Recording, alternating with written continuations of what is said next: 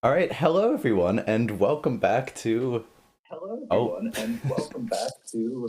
oh Oh, no, what Oh have I wait, done? that's me. That's Okay, that me. was Hang you. I on. think it was Okay. also on my That's side. me. Hang on.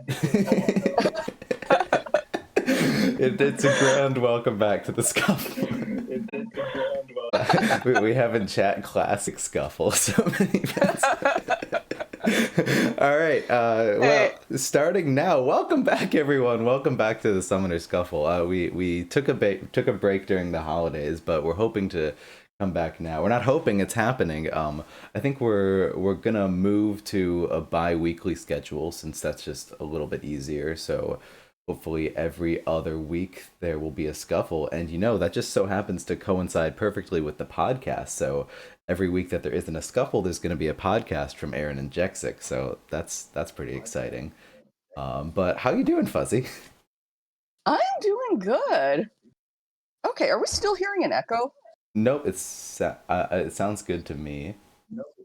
Okay. Oh, maybe just a tiny bit actually, but it's very No, quiet. I am hearing something from somewhere. I turned off my computer volume, but I am hearing something. Okay, maybe do you have the stream open in a tab somewhere? I have the stream open in a tab, but it should actually not be producing audio because I'm speaking with my head. I'm speaking, listening through my headphones on my phone. So I don't think it's coming from me. And can you hear it now? Let me talk. Boop boop boop. I'm not hearing anything. Sounds good. Oh, okay, I'm not hearing myself either. All right, Okay, good. I awesome, don't. I awesome. don't. I didn't need this entire scuffle to be like us in duplicate. Like, I've had that before where I've had like an audio monitoring thing, but I didn't realize that was also going through the stream, and so just randomly the stream would be hearing like myself talking in duplicate. Anyway, how's it going? I'm good. I'm really good, and I'm excited about these new factions. I will say that neither of us have gotten the astronomical amount of games in that either the playtesters or some of the more active members of the community have.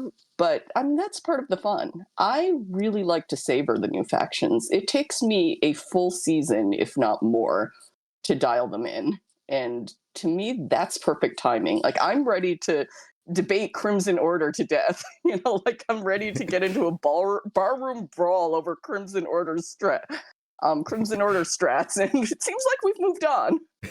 Yeah, though that's usually me too. Like I feel like it just takes a while before I'm like comfortable joining those discussions. Like people like off the bat they'll already be takes. This is underpowered. This is overpowered. And I'm like, guys, I need like 3 months, maybe 6 months before I can like participate in these in conversations. So. I think I also have to be in the mood to like get into a tavern brawl, and sometimes I am. Yeah, But yeah. but there's extremely good players that are just never in that mood. That will never leap into Discord to argue for the sake of arguing. But anyway, we have two fantastic players today that I'm really excited about. Nick Conley is the lead playtester and designer of designer of some factions and lead playtester of all of them. And Kowloon is one of the most active playtesters and also one of the most active barroom brawlers in Discord channels. So it's really always fun to get his take. It's fun to get the take of people who argue with him. But a lot of us don't have any game history with Kowloon because he does play mostly on the playtesting server. So this is kind of an exciting first. I've always really respected his game commentary and game knowledge, but I've never been able to scope out his tournament games or do any of the other things you do when you want to know, what's Vexer's secret sauce, what's Prophet's secret sauce. I have no idea what Kowloon's secret sauce is, but I mean, we're brewing potions today, so hopefully they'll give us a recipe. Yeah, and it's great to have them together because as far as I understand it, like they Kowloon and Nick play a lot of games against each other in the playtesting server, and I don't know, just to unveil what that process looks like, how how you get so good at the game without without me ever getting to see you in the open queue and and whatnot. Like I love to, yeah. I'll have to ask about. I've talked to Aaron. I'll just be like, yeah. And he'll say like, there's some people on the Discord, on the playtesting Discord, that will just get so many games in and are just so committed to playtesting these factions. Like you have to get 15 to get like the free plaid-hat coupons, and some people are getting like over 100. And I think Kowloon is someone that is always committed on the playtesting server. Um, we'll, we'll talk with him and Nick more about that more. But I'm just super interested to hear about that process and just like what they do as they're playing and chatting, and just I don't know, just what what that life is like. I think some of our best scuffles have really been between the longtime friends. You know, the people that have played so many games against each other, but maybe are interacting with each other by voice for the first time on the scuffle. You know, Yeah, that's yeah. been really one of the like the things I've enjoyed most about hosting these, is just witnessing, you know, these friendships really. So I'm really looking forward to the chat afterwards. Almost more than the game. You know, I talk to you all the time. I've not talked to these guys at all. Yeah, the chat is secretly my favorite part of the scuffle, is just getting to know people that you're always seeing around, just getting to hear their voice. Oh, I've definitely, you know, mea culpa. I've definitely sometimes listened to the chat first when it's someone other than me commentating.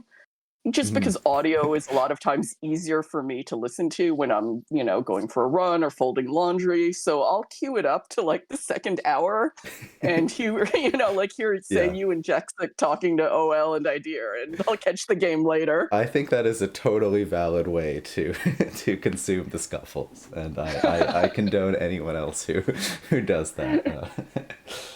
It's like we're the less polished version of the podcast. You know, we'll just shoot.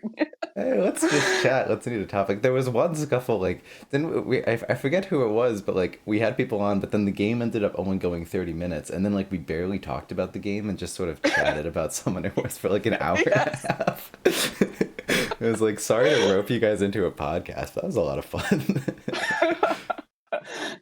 Oh my gosh, that one was. I mean, I'm actually trying to. I think there were two like that. But anyway, Oh, actually, secretly they're all like, yeah. Anyway. Yes. Shall we get to it? Do you want to talk about these factions, or anything more you want to say about the players or let's scuffles? talk factions. Let's Let's talk let's factions. do it. So I'm curious, before we start, I will say I have played 5 games as the Groks, and I have played 0 games as the Forged. What is your record like looking like so far? I had 3 games as the Forged, 1 game as the Groks, and 3 in-progress games as the Groks. Okay, so we're at roughly the same play time, the two of us. So so this guy, yeah, her Grata hearing from the experts basically. So everything we say you can expect as the definitive strategy for these factions. We are just that good. But no, so it's a slightly take everything we have to say with a larger grain of salt than average. This is more of a whoa, let's look at what these factions can do stream than what is the best strategy. And you want to start with the Forge? Talk about them. Alrighty, so actually really like these guys, and I'll tell you what buttons they push, if not what the optimal strats are. Yeah, But definitely in terms of what I like about Summoner Wars, I like charging up field. I don't always do it, but I love charging up field. yeah, I like the ones with interesting formations and positioning. So that includes vanguards and fungal dwarves, high elves, and mountain vargath. The ones where there's movement tricks or movement strategies or movement needs. But there's a need for a formation rather than a scramble. So the inventor definitely ticks those buttons as well. And I just like the theme. Like, I've never seen a unit as cute as the Mag Cogs. You know, especially when they're They're attacking so and they're just small. they're just like levitating and they're so adorable that you Yeah. don't really want you want one as a pet. That little smile. I want like a Roomba that does that. Like maybe he can be an air filter or something, but like I want one for my house that just kind of like flies around like a Roomba, except it flies and presumably it does something useful. But I don't really care if it does anything useful because it's just that cute. Yeah, the tiny Mag Cog versus massive frog. Versus like the biggest unit we have ever seen. Yeah. But if we want to just go through the units, I think a lot of, just kind of everyone's first instinct, I know I'm not alone, is this. You make a move with the inventor and then you realize, oh my gosh, I can build 3 units right in front of me. I can build one in front of me, one diagonal, and one the other diagonal. And every time I build a unit, it does damage. And this is the coolest thing ever. and really quickly to say the obvious, every single unit in this guy's deck is a structure. They're all structures, so it will be very difficult to go a turn where you're not going to find like 3 things to build. Sometimes I forget the inventor isn't a structure. That's funny. You can't magnetize to him. Magcog does not magnetize to him. But then the next thing that happens is after you've felt the power of charging up field, you realize these guys don't move too well. Not only are they the ones that take damage every time they move, Sentry Cog and Mag Cog can't move on their own at all. So once you've planted them there, they're stuck there. Yeah, can't move. I should just like write that on my wrist and I'll be consulting like my little crib notes on my arms as we're talking through this game. So it's really easy to box yourself in. So I think those are the 2 things that I would guess that everyone does their first game of the Forge is like charge up field and then trap yourself and then just run out of units because at some point you can't keep summoning. You do have to move. You do have to take damage. And it's actually, I think, better to take that damage incrementally. Like your Ember Cogs are your bread and butter unit, and sometimes you do have to take the movement penalty. I'm not going to comment yet on which I kind of see at the moment the Mag Cog and the Ember Cog are your bread and butter units. Your Sentry Cog and your Blast Forge Cog are a little bit more situational. The Blast Forge Cog can do self-damage, so you want to be careful with it. If you look at the events, definitely coolant and modular upgrade. I think it's pretty easy to see, oh my goodness, I need coolant to keep these units from harming themselves. And modular upgrade, oh my goodness, this gives me a little bit more mobility so my units aren't stuck. Same with Titan. Titan has the ability to rearrange your units in this faction where once you've built things, you're kind of more committed than usual to keeping them where they are. I will say I have not summoned Helmaw yet. I kind of hope someone does.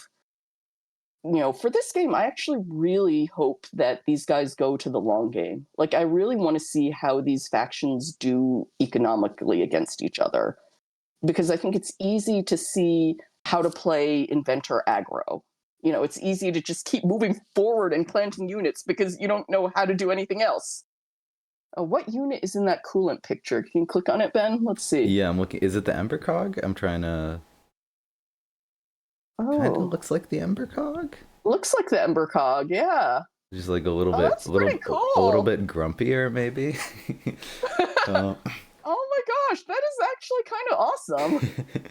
But yeah, my experience having played against this faction 5 times is like it's the faction that like has everything against it saying like it is difficult for you to move that somehow still ends up in your face like decimating you in your back row. Like somehow even though these units can't move, like the inventor is just jumping around, they're using coolant upgrades to go back and forth, and they're penalized for moving with heavy mobile, but it still seems to work out for them. I don't know how. Some magic. the nice thing about this faction is that once you play it, it does feel intuitive on the first playthrough. I mean, Yes. there's others that I've definitely, like, like High Elves is probably the best example. It's one of my favorite factions now, but I remember my first few games, I was just like, I have absolutely no idea what's going on. With the Inventor, I feel like you play your first game, your first few moves are like, I have no idea what's going on. And Yeah. then you just start marching forward and planting units. Yeah. And then you kind of go, well, this is kind of fun. I still have no idea what's going on, but I'm having fun. Yeah, but both of these decks just like push the boundaries of Summoner Wars in my eyes. Or just like I don't like there's just stuff going on that is so new and so cool. Like I'm a big fan of these two. Like just everything being a structure and just moving in really weird ways. Like it seems very cool. Um, and same with the Groks, what they do. And since we're about at time, I think is it all right if we swap over and talk about them just really quickly? Absolutely. Yes. And I could, the Groks seem like a very interesting take on a boost deck. So you're getting boosts, but so our symbols are growth, so we're getting boosts, makes sense. But then we're using those boosts for control, resolve, which is just all of our events are a potion that does something good for us or bad for our opponent. So Swift Potion is about the best movement tech you could ever ask for in any deck if you have boosts on it to be able to move. It's like a stim shrooms that also can work in the attack phase. You can like just attack with a ranged unit and then push it back to cover. Strong Potion, you can get extra attack if you have boosts on this, and then Poison Potion forces your opponent to take damage if you have boosts on it. When they move, and Wither Potion just gets rid of their strength, which can just be like incredibly powerful on a critical turn. Your opponent just can't do anything. And so when you play a potion, you can then move boosts from a unit onto that potion. So you have to be brewing these boosts up, which Hecateia can help for. Hecateia can move boosts with Arcane Brew from a unit to herself or from herself to another unit. Um, and then we have other units that also get boosts in some ways. Like Warden seem like a great tool for getting boosts. I think I'm only starting to appreciate, but like if you put a Warden in the middle of a couple units that like your opponent has to attack, it's gonna come back on your turn with like 3 boosts because of Psychic Field, that it's boosted every time. And a friendly unit within 2 is attacked, and then Mystic can just refill your potions or boost something. Warriors, I'm having a lot of fun with, where I put them up to 5 boosts on a turn. They attack something big for 6 damage, or maybe even 7 with a strong potion, and then at the end of the turn I play like Wither Potion or Poison Potion during the magic phase, and I take all the boosts off, so it's just a 1/4 sitting in their face. They're like, what am I gonna do, attack this 1/4? And then we get to the Seer. The Seer seems like the craziest unit. That it's just like, what? How is this printed? How does this exist?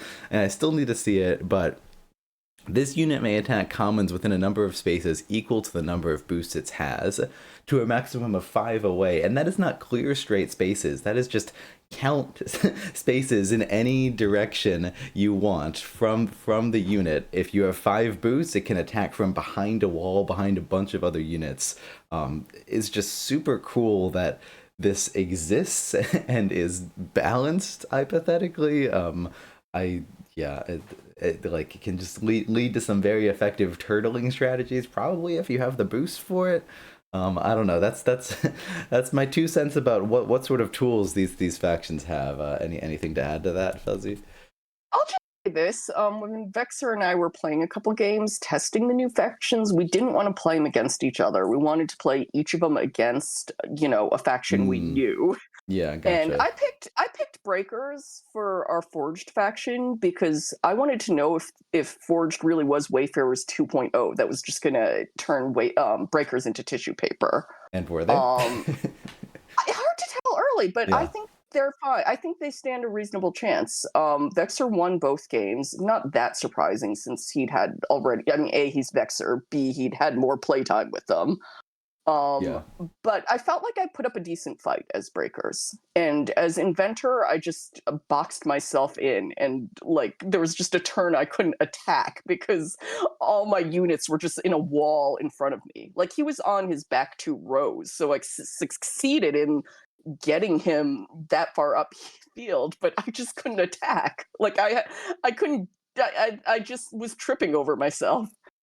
So I do think it's probably Forged favored, probably not as much as Wayfarers seem to be at first. But the answer is I don't know. You know, we found both games fun. And then with Deepwood Groaks, Vexer picked Cloaks, and I wasn't really sure why at first. Yeah. And then Seer came out. And then I was looking for anywhere to put the gunner that I wanted Vlox to copy. And that gunner was safe nowhere. And then I kind of went, oh, that mechanist in a corner that everyone complains about with the loaded up boots and hand cannon is not safe anymore. Oh, that's very interesting. I like that. So we're midway through. I mean, you know, it's hard to draw conclusions, but I mean, this is just what I find fun about the game. Almost more the discovery process than playing competitively. So I'm having a blast with these two factions, and it's just fun. And I want to see the Cloaks interaction, and I'm curious about the Fungal Dwarves matchup too. So yeah, this is where we're at. Myself as well. Yeah, sounds good. And I've just told the players that they can go ahead and get started, and it looked like they sent us a link. So you want to pull it up and get started? Sounds good. I'm gonna pull up that link right this minute, and seems like yeah, they did start. I clicked back at the. You want to click back at the beginning of turn 1, and then we can watch this together. Very first. Yeah, bit. let's maybe ask them to pause, to just pause for a minute, so we can at least see what happened. I think it'd be fine if we just click on turn 1 and hit play. I think we'll catch up. All right, you want to hit play? 3, 2, 1. All right, play. Awesome. All right, so we have Inventor moving forward, Ember Cog attacking diagonally. You know what? Okay, let me watch on stream actually, because I just confused myself. So let you talk. Go ahead and talk, Ben. But I'm gonna watch on stream with the delay so I can see what you're seeing. Okay. Well, I'll tell you what I just saw is the Ember Cog attacked the Mystic, the 2 health. We got a Kowloon upgrade on it, and then a Mag Cog got sent to the back to safety. Yep. And now the only thing that is exposed is the Inventor. Seemed All like right. Yeah, go ahead. No, an Inventor did not charge forward. Did not charge as far. Well, actually, I guess from his starting position, that's as forward as he can go. That is as far. Yeah, he starts behind the gate. Is that right? So he went to there. Yeah. All right, so we have 2 Wardens on the field now, so we're going to accumulate boosts on the Frog, no matter what. Hecatea is attacking with those 4 ranged dice, so let's see. All right, down goes an Ember Cog, but not the one with the upgrade. 3 boosts on Warden, and already a Wither Potion. That's really interesting to play it at 3, because like Wither Potion, because you're spending the 1 magic on it, like it seems like I really want to get all 5 boosts because this is so expensive. Well, remember the Mystics can top it off. Yeah, that's true. That's true. But it's still if Kowloon does 3 attacks this turn, it's just gone, I think. That's true, actually. Which I'm guessing will happen. Even if you can attack, like this Mag Cog could attack your own gate, just to get rid of that. Maybe he just wants that Warden to live a little bit longer. Maybe he just wants to make sure the front Warden doesn't die, and he's just gonna accept, essentially not getting full value out of the Wither Potion. Yeah. Just to have an. Yeah, no, exactly. I mean, I think Wither Potion, definitely how good it is really depends on whether critical units live an extra turn or not. Like, it doesn't really matter how many, how much damage it prevents. It matters, did my units live?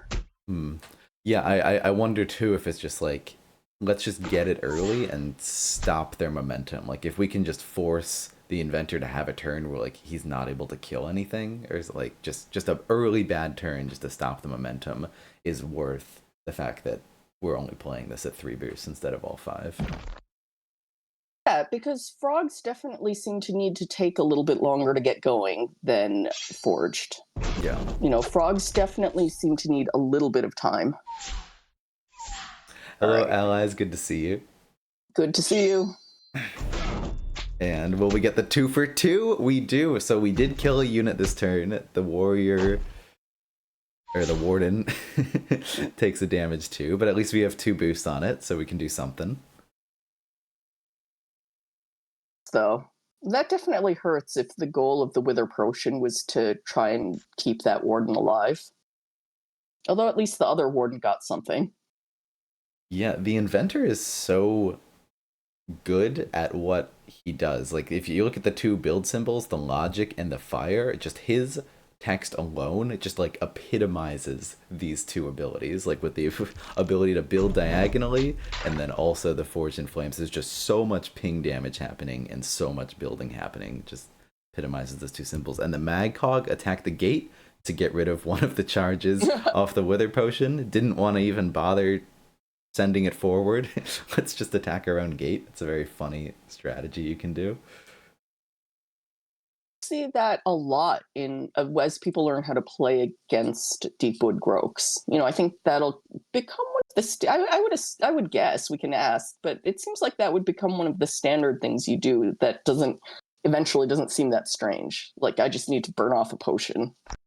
Yeah, I'm sort of surprised that works. I mean, I imagine it was a deliberate part of the balance, is that you can attack your own thing, because they easily could have had that card say it only triggers that a boost is removed if you attack an enemy unit. Yeah, no refills allowed. It seems like Hecatea wants to, like, is this the classic like anti-aggro setup of like, let's take to the midfield ourselves so that the inventor doesn't just totally overrun us, and then maybe later we can back off after we've like given him a number or 2. It certainly seems like that's the goal.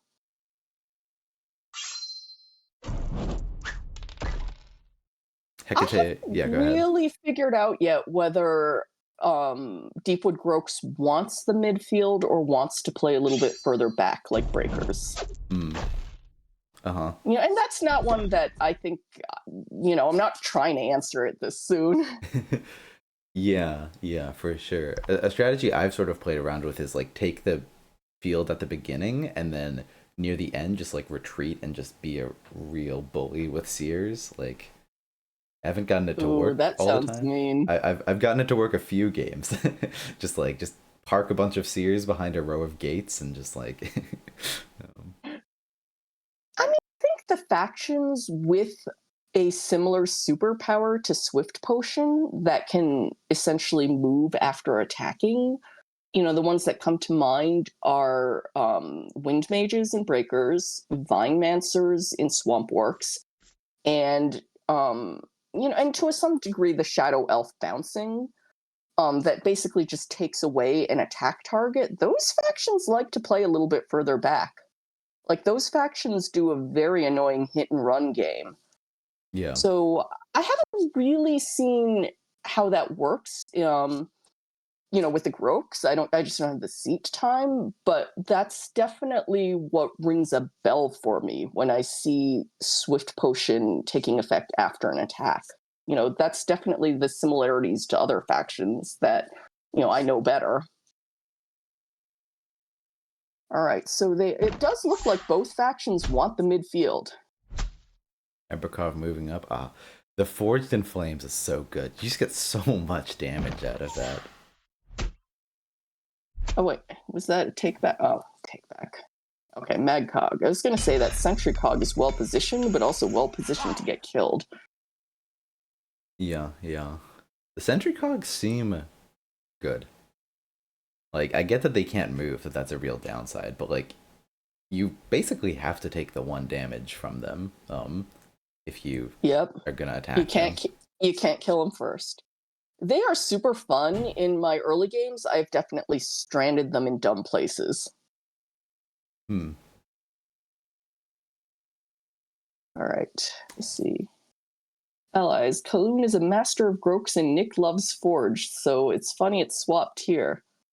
They agreed to these among themselves. We'll have to ask them why they chose to play these factions. I'm curious too.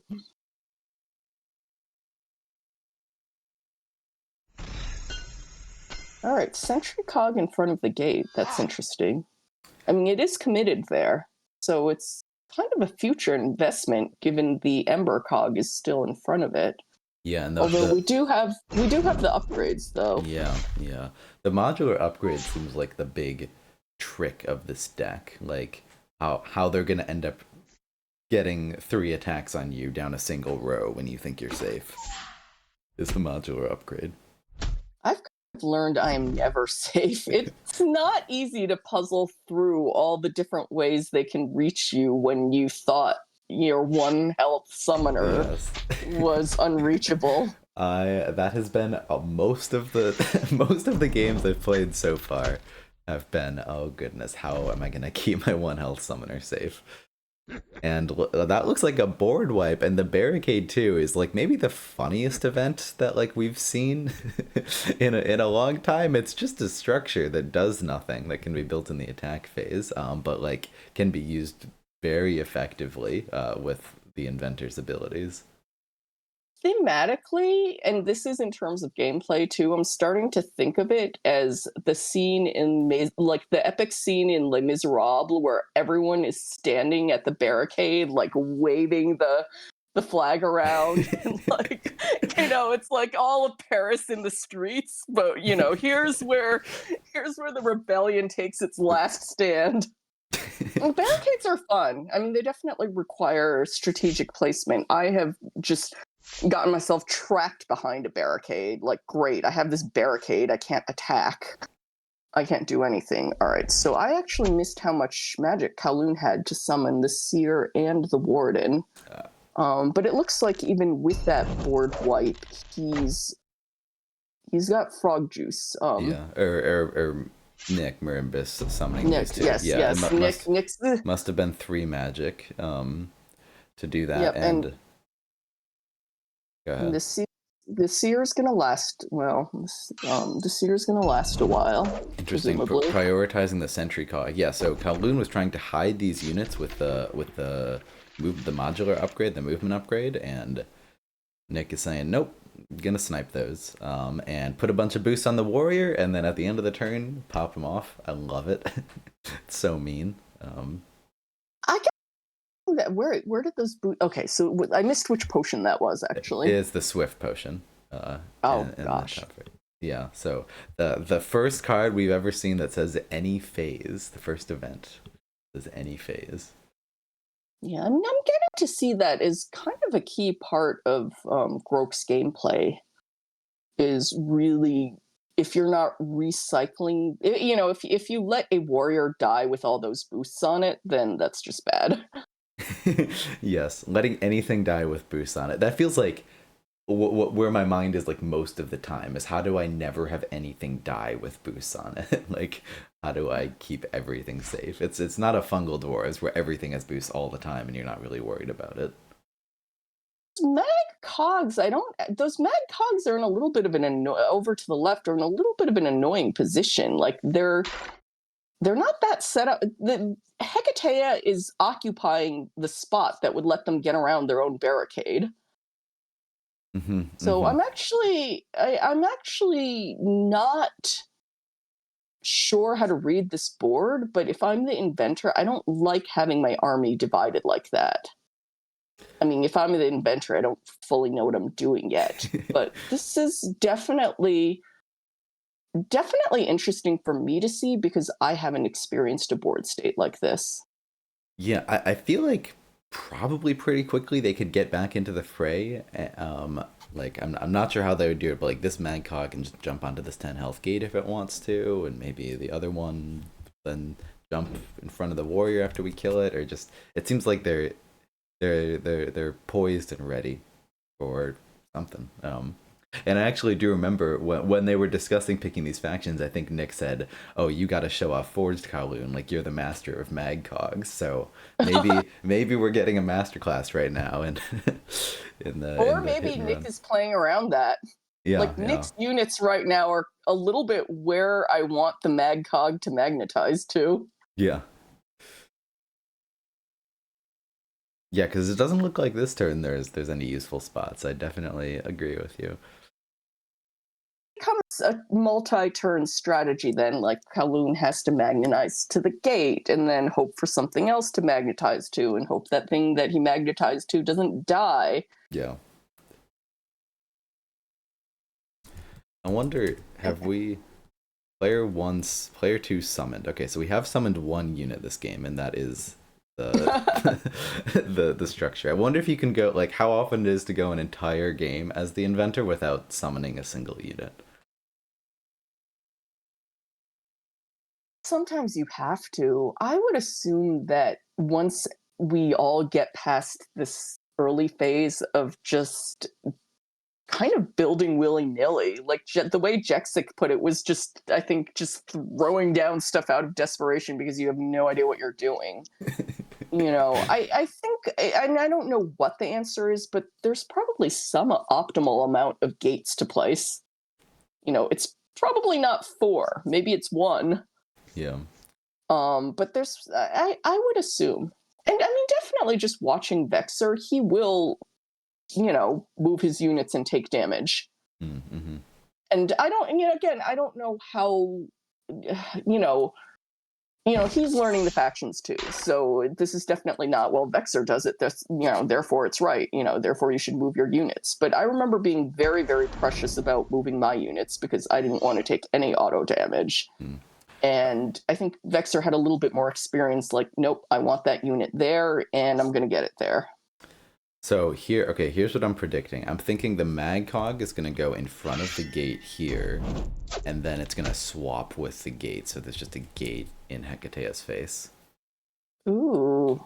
With nope, I'm no, wrong. no.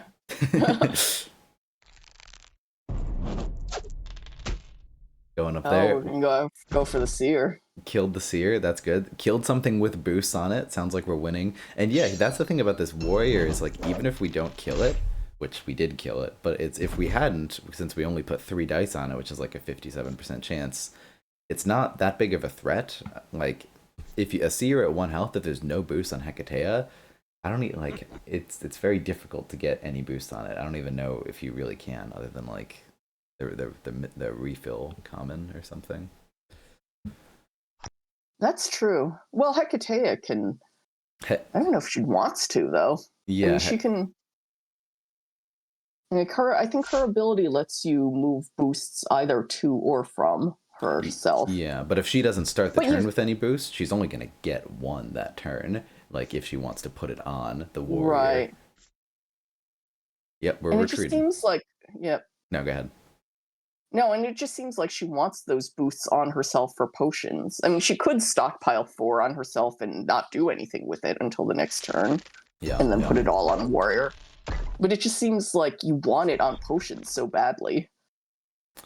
Oh, and are we going to be able to kill this Magcog? That'd be pretty huge. I mean, that's like both of the upgrades gone. Oh, that is brutal. That Magcog is never going to die now. You are never going to see it again.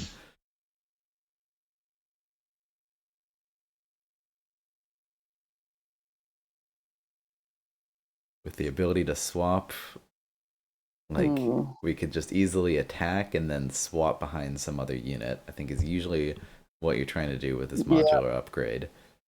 Yep. Hecatea is safe? Maybe? I mean, okay, so this is interesting, because can the inventor move? Is Magcog is during the attack phase, so, like, where's the inventor going now? Have we trapped ourselves? And was it intentional on Nick's part to force that board positioning? Yeah. It seems like Nick wants a breather right now. Like, it's definitely harder for me to read the board at this stage in, with the factions this new. A lot of times we'll call who's ahead, who's behind. And even just looking at the discard piles and the amount of magic, I definitely don't have an easy or obvious read, even though unit count on the board and just general positioning says, like, up, inventors in your face, what are you going to do? yeah. It's so funny. Like, so I'm thinking like we're trapped, but somehow we're not. Like, so the Titan was just able to move the gate out of the way because of course it could, and now. Like I don't even know what's gonna happen on these turns. They're so wild, and just the options they have. Well, there's definitely enough going on that it's not easy to track what's your priority target. What's Nick going to spend that 5 magic on? We're going to say.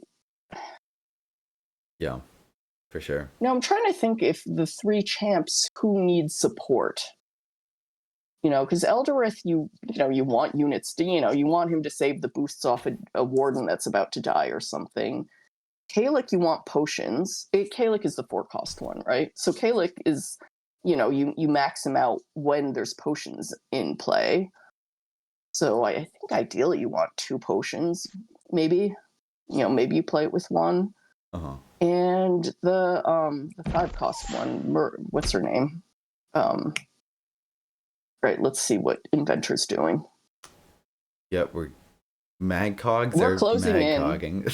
They've gotten in there. Oh, but that one is gonna hide. I had wondered if we would do a play where that Cog would attract over to this Cog and then use the reconfigure to get 4 dice on Hecatea by swapping with the other one, but seems like we'd rather just put a barricade in Hecatea's face, which seems very fair. Like, when I see a barricade in my face, it's like, what, am I really gonna attack that? But it is in my way, so it's interesting. Very interesting.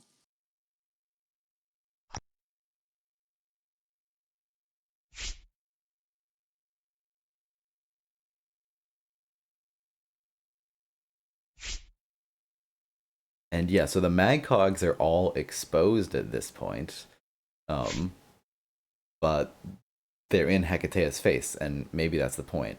And yeah, so we brought out both of these Cogs on a turn where neither of them attacked. Or maybe we attacked the gate. But that's interesting. I wonder if that's to just claim the space, just keep if we can just keep forcing Hecatea back, that Kowloon thinks eventually their back will be up against a wall.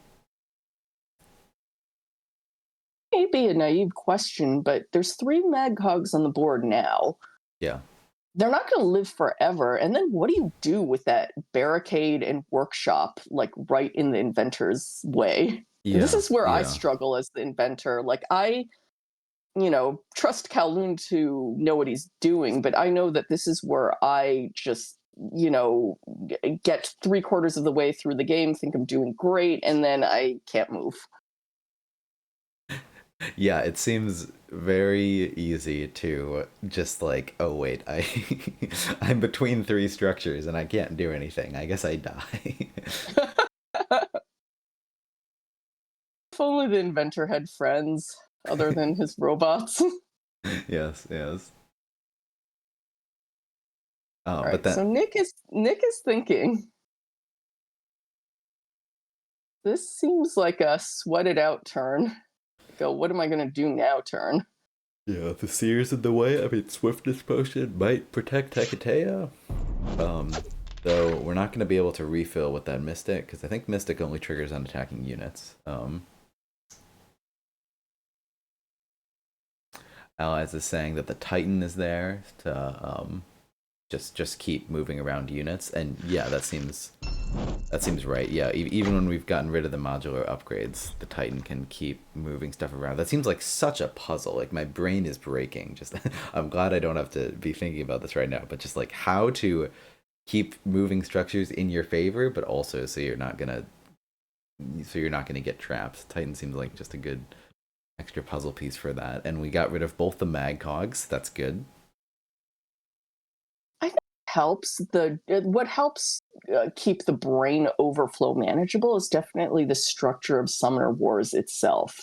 The 5 cards, 3 moves, 3 attacks. Even though all these new factions find ways to subvert it, I think Summoner Wars, the overall structure, really does a good job of managing information overload. Titans in my hand now, the number of options are finite, or, Titans on the board, the number of options are finite. It's definitely satisfyingly puzzly, but not just to the point where your brain melts. It's still fun. Yeah, yeah. I agree. I think that's like fundamentally why this game vibes with me so well, is that like I can think, but I I can't think for 2 years about every turn. Yeah, you eventually expend all the possibilities. You eventually pretty much cover the entire possibility space, and then your brain power is burned on, well, which of these options is good? And that's Yeah. a meaty and tough decision, but I think I personally find it much less frustrating and brain melting than when there's just so many possibilities you can't analyze them all. Yeah, for sure. I like having the ability to reasonably feel like I've considered all possibilities, even though the choice of which possibility, which option to take is not easy and not deterministic. Yeah. Yeah, I suppose it's fun in that sense when there's new factions. It takes a little bit to develop that skill of considering all the possibilities, and like it can like I think the inventor I think the inventor will take me a while to like just see all the puzzle pieces moving. And even factions that I've played for years, like someone will be like point out on stream, oh, like isn't this play just way better? And it's like, oh yeah, I did not see that at all. So it's easy for me at least to be missing things. Oh my gosh, After so much. I rediscovered Breakers after all this time. Like, Yeah. Breakers did not click for me until Swamp Works came out. Because of the Vine-Mancers, and actually because of a specific comment Waterdy made in chat, which was that he loves Swamp Works so much, not because Muglug can chuck a million dice, but because Vine-Mancers are kind of like Wind Mages, and he loves Wind Mages. Interesting. And Yeah. that was just the moment where I was like, I need to go back and actually relearn Breakers. That's Because super Breakers interesting. is my worst faction. Like, I don't get it. Like, they have weak units and they die. Yes, yes. And I think just catching on to Breakers after all this time because of Swamp Works, which, on surface they look nothing alike.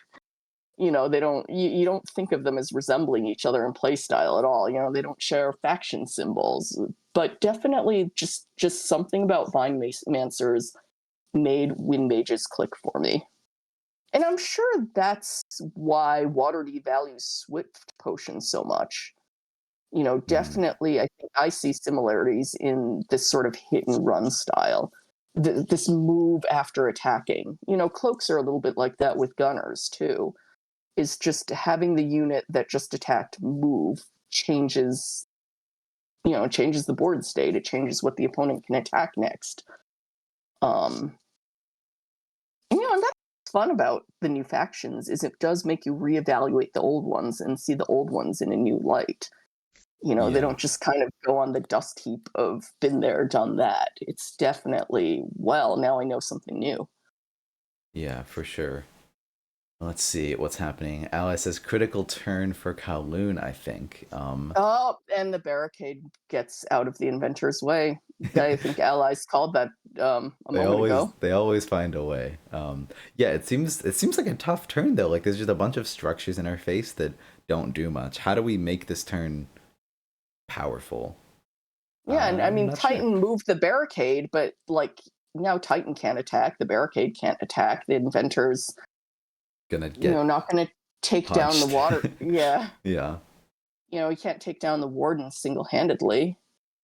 I mean, and Kowloon's just sitting on this. I hate it when we do all this brilliant commentary and then they just take the entire turn back.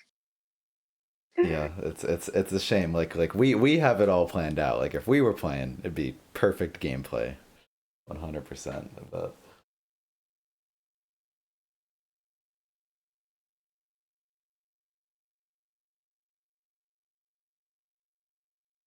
I imagine. Oh, are we gonna build in front of Hecatea? Is this the gears are turning? Is that what's going on here? That we. And they're each sitting at 5 magic. And yeah, it's exactly. Are the gears turning because like Kowloon is considering his many options, all of which are achievable with 5 magic? Or is he just sweating because it's a critical turn and the dice rolls are going to be critical? And also because he doesn't want to reveal his hand. If he takes something back, then, if he takes some... Warden is protecting Hecatea. It's not easy. Oh, that's true. Yeah. That's true. Whatever he plants there has to attack the Warden. Yeah. I wonder if we just build something there and then just go in on the Warden. And we could even build two things, I suppose. Like, there's no reason to expose the Inventor too much.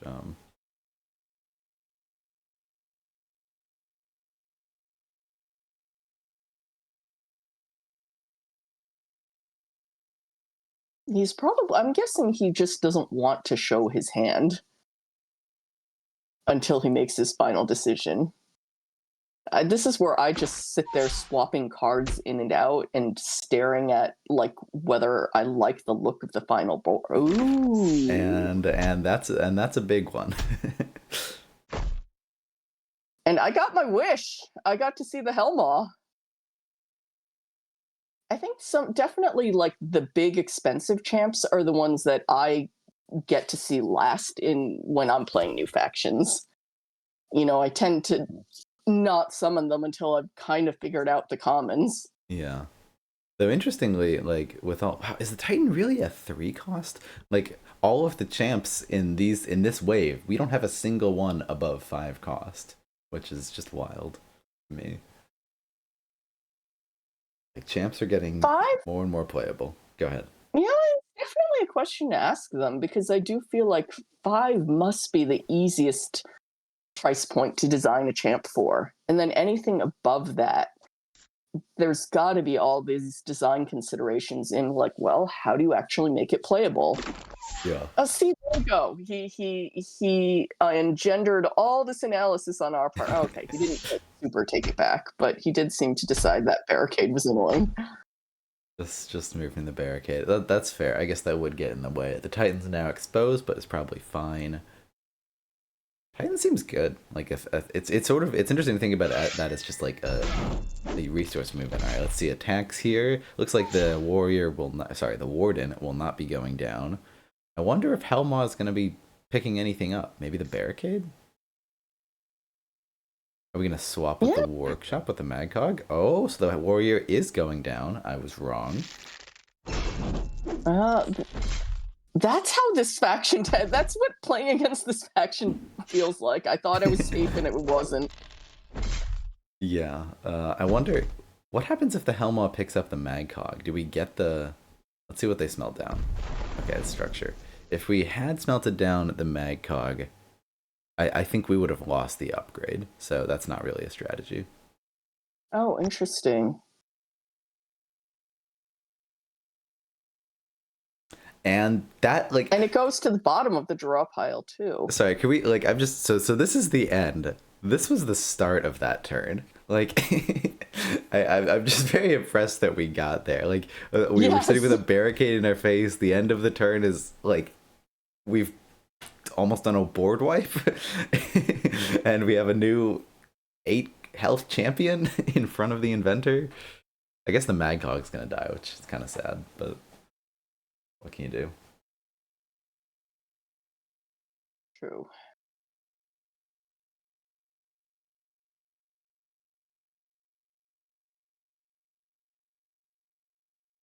It's interesting. We haven't seen a poison potion this game.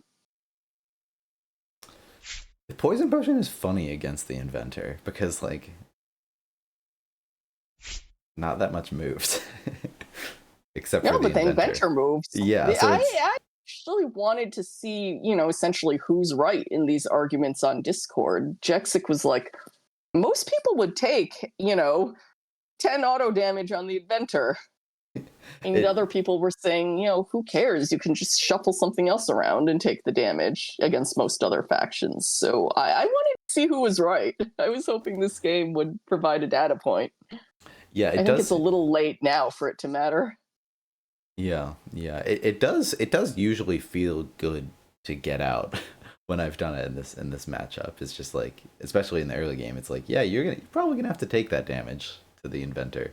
Though it feels bad if you just totally negate it with Coolant upgrade. If you have Coolant upgrade, it will take a boost off of the poison potion and do nothing, which just is sad. I think 10 auto damage on Inventor would be a little overpowered otherwise. Yeah. I wanted to know, what's better, Coolant upgrade or poison potion? I mean, maybe we should ask Nick if he had a chance earlier in the game to play it and didn't. All right, so the wards. We're gonna have a lot of questions. Yeah. It's always too many questions, not enough time. And then the Mystic. I wonder if we use the strong potion on the Mystic, because I sometimes hesitate to with range dice. Like I want to save it for melee dice. We did use it, and got punished with only the one dice out of the four. That hurts. That feels bad. Yeah. And that was pretty. I mean, I hate rolls like that where you don't know at the time how critical it was. In hindsight, yeah, that turned the tide. Yeah. This is one where I wouldn't go that far, but it just feels so bad at the time, and it could easily turn out to have been that one that changed the tide. Yeah. Damage on Summoner is always huge. But Hecatea's holding out here. Like Heck actually has room to move. Like she has board space. Just it's now the board's kind of turned sideways. She has that room at the left to summon and maneuver stuff. Well, as I spoke, that living room started shrinking. Interesting. The Ember Cog. What is the Ember Cog doing there? I have no idea. I'm excited. Hellmaw got from point A to point B. You're wondering. I mean, how. I know mechanically how it got there, but if in terms of analyzing the board state, I'm still in that state of, but what just happened? Yeah, I saw it happen and it made sense, but now I'm like, wait, how did it get there? I forget. Yeah, exactly. Barricade coming up. Yep, go ahead. That's a good one to smelt down. Yeah, that seems good. And I still wonder what that Ember Cog is. I guess just like getting it down for next turn, keeping it. I'm not sure what that Ember Cog is doing. Like, why not just save it until the next turn to play it and maybe get some force and fire value? I feel like I want a mortar upgrade right now. Like, does that happen to you in games? And you're like, oh, wait, wrong faction. Yeah, well, this faction very much seems like my friend Iridium was saying, like this is like what I thought Sand Goblins would be. This faction, this seems similar. Solid showing for Maw here. Solid showing for both of the champions. Absolutely. Titan's been out this entire game.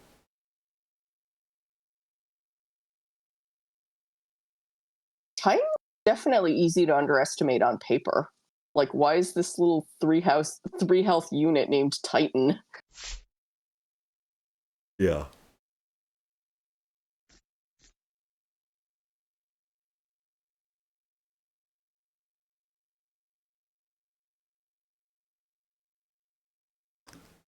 If the Ember Cog wasn't down, the Seer wouldn't even have a target. Though, granted, actually, like there's probably no way we're getting more than one boost on that Seer. Which why would we do that? So just a 2/3. Boost movement is tough for me for this faction because when I see Hecatea's Arcane Brew, I'm like, oh, it's like the Blood Shaman ability, the transfer ability, where you can just transfer between any two. But no, it has to be either from Hecatea or to Hecatea, which limits your options quite a bit. Oh, definitely. I do that thing where I'm still processing. I would love to move these boosts from this unit to that unit. Wait, if I want to do that, it takes 2 turns, and they both have to live those turns. Well, one of them has to live, and and there's the opportunity cost of whatever you're not doing with those boosts on Hecatea. So I hear you. Yeah. And definitely the rules are not muscle memory enough at this point for me to just know that you can't move boosts from one unit to the other. And they have to go inefficiently through Hecate if you want that to happen at all. For sure. You know, definitely this game seems designed to make boost to potion movement easier than boost to unit movement. Yeah. All right, so Interesting. we're gonna try and The Mystic boosted the Seer, and I think Hecate is boosting the Seer as well. So the Seer is gonna attack. No, I think Nick might have. I think Nick thinks he can attack Helma right now, but Helma is a champion, and Seers can only attack commons, which I know very. Nick, what are you doing? I know very intimately, having done this mistake myself. Oh, all right. We Someone could in chat still- remind us to ask us about that one if we forget. Okay, he's unwinding. We could still get the I think he kill. figured that. Oh, 4 out of 5. That is brutal. Otherwise, I feel like he's yeah. karmically owed that 5 out of 5 after after the 1 out of 4 on the summoner. Yeah, see how long. I mean, hopefully Helma will go down next turn. It's looking economically though. Nick is looking in pretty dire straits. There's a point of no return.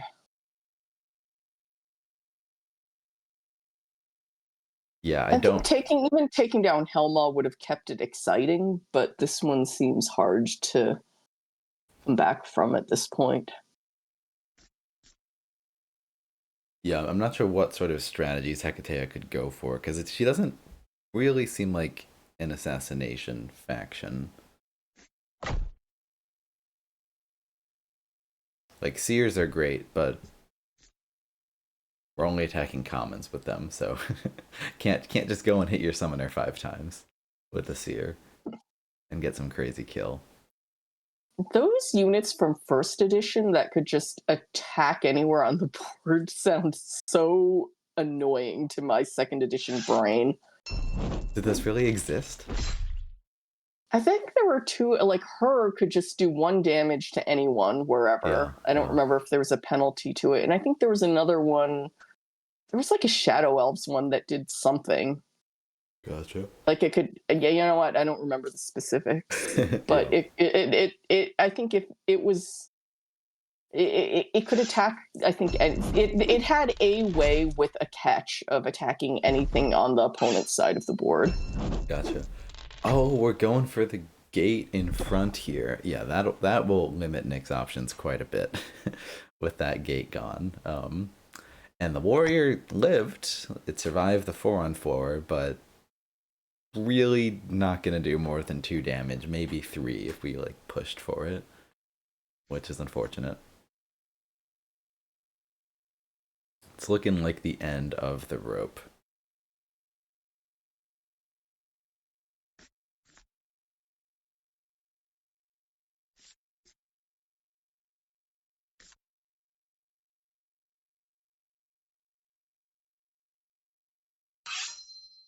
Finally gonna finish I off like Helma. it. Go down fighting. Yeah. I mean, hey, maybe we kill a workshop. Hecatea doesn't get a boost when you don't attack a unit, which makes me upset. Got the same problem Maldaria does. Yes. In a year, we're gonna have to do an errata for Hecatea for structures.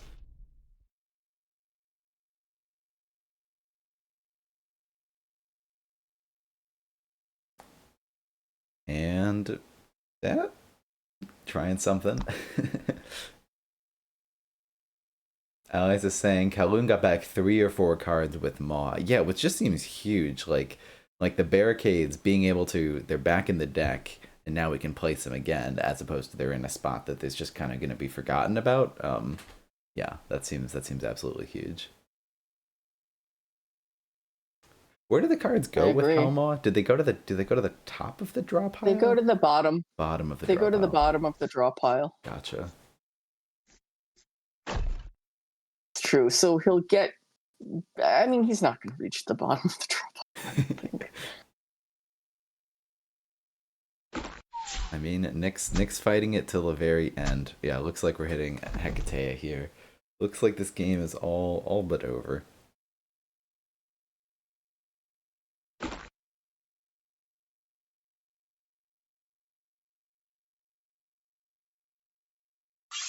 Well, whoever was wishing for a sentry cog got their wish.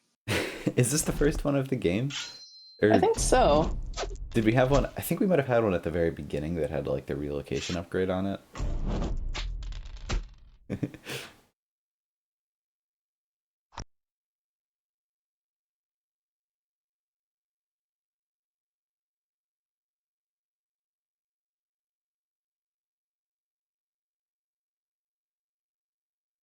And see how we respond here. We got the champ out. I mean, that hits kind of hard. Like, that's an option. And with Swiftness Potion, I mean, if I know my, like, Baldo math, like, we can do a lot with just being able to move around a single unit. That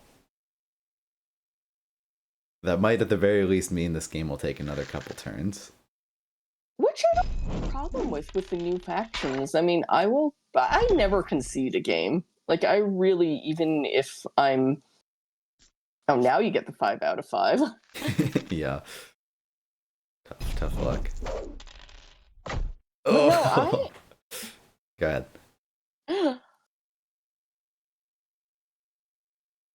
I'm still a beat behind you. I'm still watching the stream. Oh, no you worries. Oh, I see. Do you want to pull up the link, or I could stream? Sorry. Oh, this is fine. We'll this do it better fine. next time. We'll fix it next time. This is fine. It's exciting to know from your reaction what the dice were like. Sorry. No. It's funny how just even the small stream delay, affects the reaction. Like just changes the reactions. I know who won a beat before I see it. But I mean, here it's not really the draw.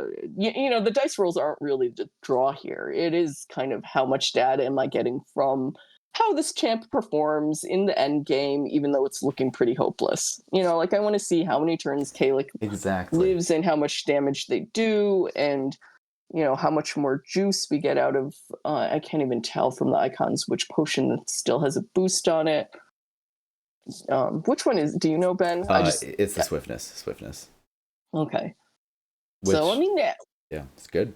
No, I'm saying all of that is still data for me when I'm learning factions, even when we're kind of at this hopeless looking end game. I want to know whether that sentry cob does get in its own way, or does take out Kalik with like ping damage. Yeah. So I still find this stage interesting to watch at this early in the season. No, I couldn't agree more. Yeah. Sometimes closing games can be really tough. I definitely make blunders when I'm in this situation, and usually I get away with it because, when you're that far ahead, you can. Yeah. But it is actually tough to play blunder free and actually bring it home for the kill. Yeah, and I've definitely... Yeah, go ahead. No, I'm just saying it's kind of an underestimated skill to really play an end game as perfectly as you sometimes have to when it matters. Yeah, absolutely. And I've definitely lost those games. And well, spoilers. That was a terrible roll from the Ember Cog. So hey, maybe there's some hope there. Got 0 out of 3, and a bit more. But yeah, and 1 damage on Hecate. Yeah, sometimes I'll have games where I feel like I'm ahead and then I just fail to close it out. And I'll agree with you. Like, even if I'm super behind, I sometimes I like to just play it out to see how far behind I was at the end of the day. Like especially it's like, okay, I'm definitely like, I'll lose this game, but I still want to like see what the econ looks like at the end. Like, did I lose by 2 units? Did I lose by 5 units? Like, how close was it? Like, if I just played a little bit better, could this have worked as an econ strategy or not? Exactly. I think not everyone loves playing econ strategies, but if you do, like, both of us had said over and over that we do, then just like every drop of data matters. Yeah. All right, so a little bit of magic denial. Yeah, this will make it tough. Well, I'm curious what Hecate is going to do with those 4 boosts. Got 2 cards. I wonder what we got. I mean, hopefully we like put them on a seer or something, and then also a potion, or maybe a warrior. You're the one with more experience with this faction. I don't even know what to hope for. Yeah, I mean, hopefully we have something left in our deck that we can use them on. Is I think that is where I'm at. I'm guessing Nick is hurting for magic if he was considering that move. Interesting. Oh, we found a way in. Are we gonna go for a? Oh, we're gonna probably try to kill the mag cog in this situation. Her Grata says 2 champs in hand. I mean, that'd be pretty nice. What? What we're not rooting for as commentators. Like, we're rooting for something interesting. Yeah. I mean, probably couldn't play both of them, but the 3-cost champ, like, could get that one out. That's true. Yeah. But he's the one that, what good does it do when there's no other unit on the board to die? Yeah, it's true. And strong potion, so we're gonna be very strong. And I'm guessing like that last card is not a seer or a warrior, because otherwise we probably would have tried to save the boosts to put on that. So Yep. Well, it's juicing up Kalik. It was probably the last potion in hand, and Kalik with 4 attack. Now, assuming they survive to the next turn. which might be a little bit tough, but I mean, play to your outs. Inventor's gone 0 for 3 on a melee before. It can happen again. I mean, this is the point where you're not playing to avoid dying. You're playing to hope for profoundly lucky dice and live another day. Yep, and that's the game. And it's over. GG. That was a ton of fun. Great to show off those factions. I feel like I am even more afraid of the Inventor than I was before. And stay tuned just a second. We're going to get both of these players in Discord chat and see what they have to say.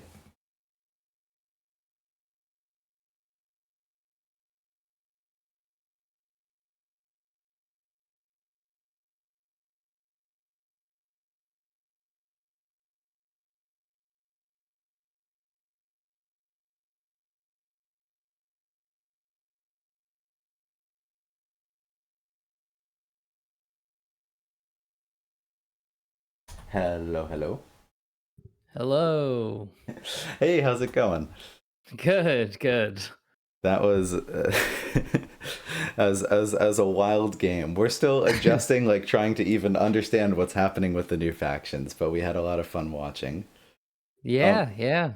Would you want to briefly, and so this is Nick waiting for Kowloon to get in the call real quick. Would you want to briefly introduce yourself? And I like to ask people, how did you first get into Summoner Wars, and what's something that you enjoy about it? Oh, actually, let's just wait a second and say hi to Kowloon as well. Hello, Kowloon, can you hear us? Hello. We'll give you a second to. Oh, hello. Hey, hi. Hey, Hi, everybody, ladies and gentlemen. I'm honored to be on, by the way. We're honored to have you. Thank you.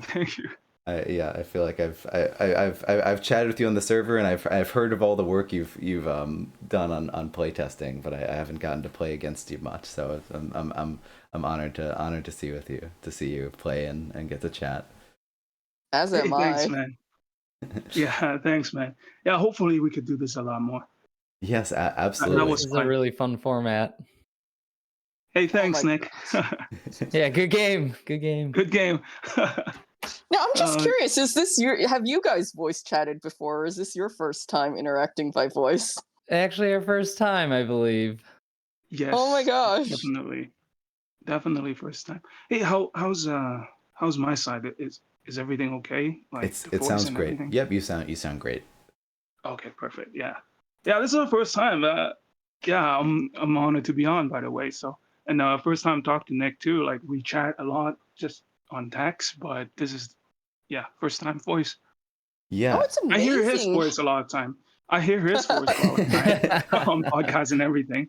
No, it's Yeah. amazing how well I feel like I know some people on the Discord, like just as friends. Like I know, what they do, who their kids are, how many kids they have, and generally where they're from. And it's just people that we only ever interact with in text channels. So there's just been something magical about hearing the voices. Yeah, Yeah, a for good sure. part of my day is reading Kowloon's paragraphs of analysis in the playtest Discord with all of his unique and very accurate like analogies to things.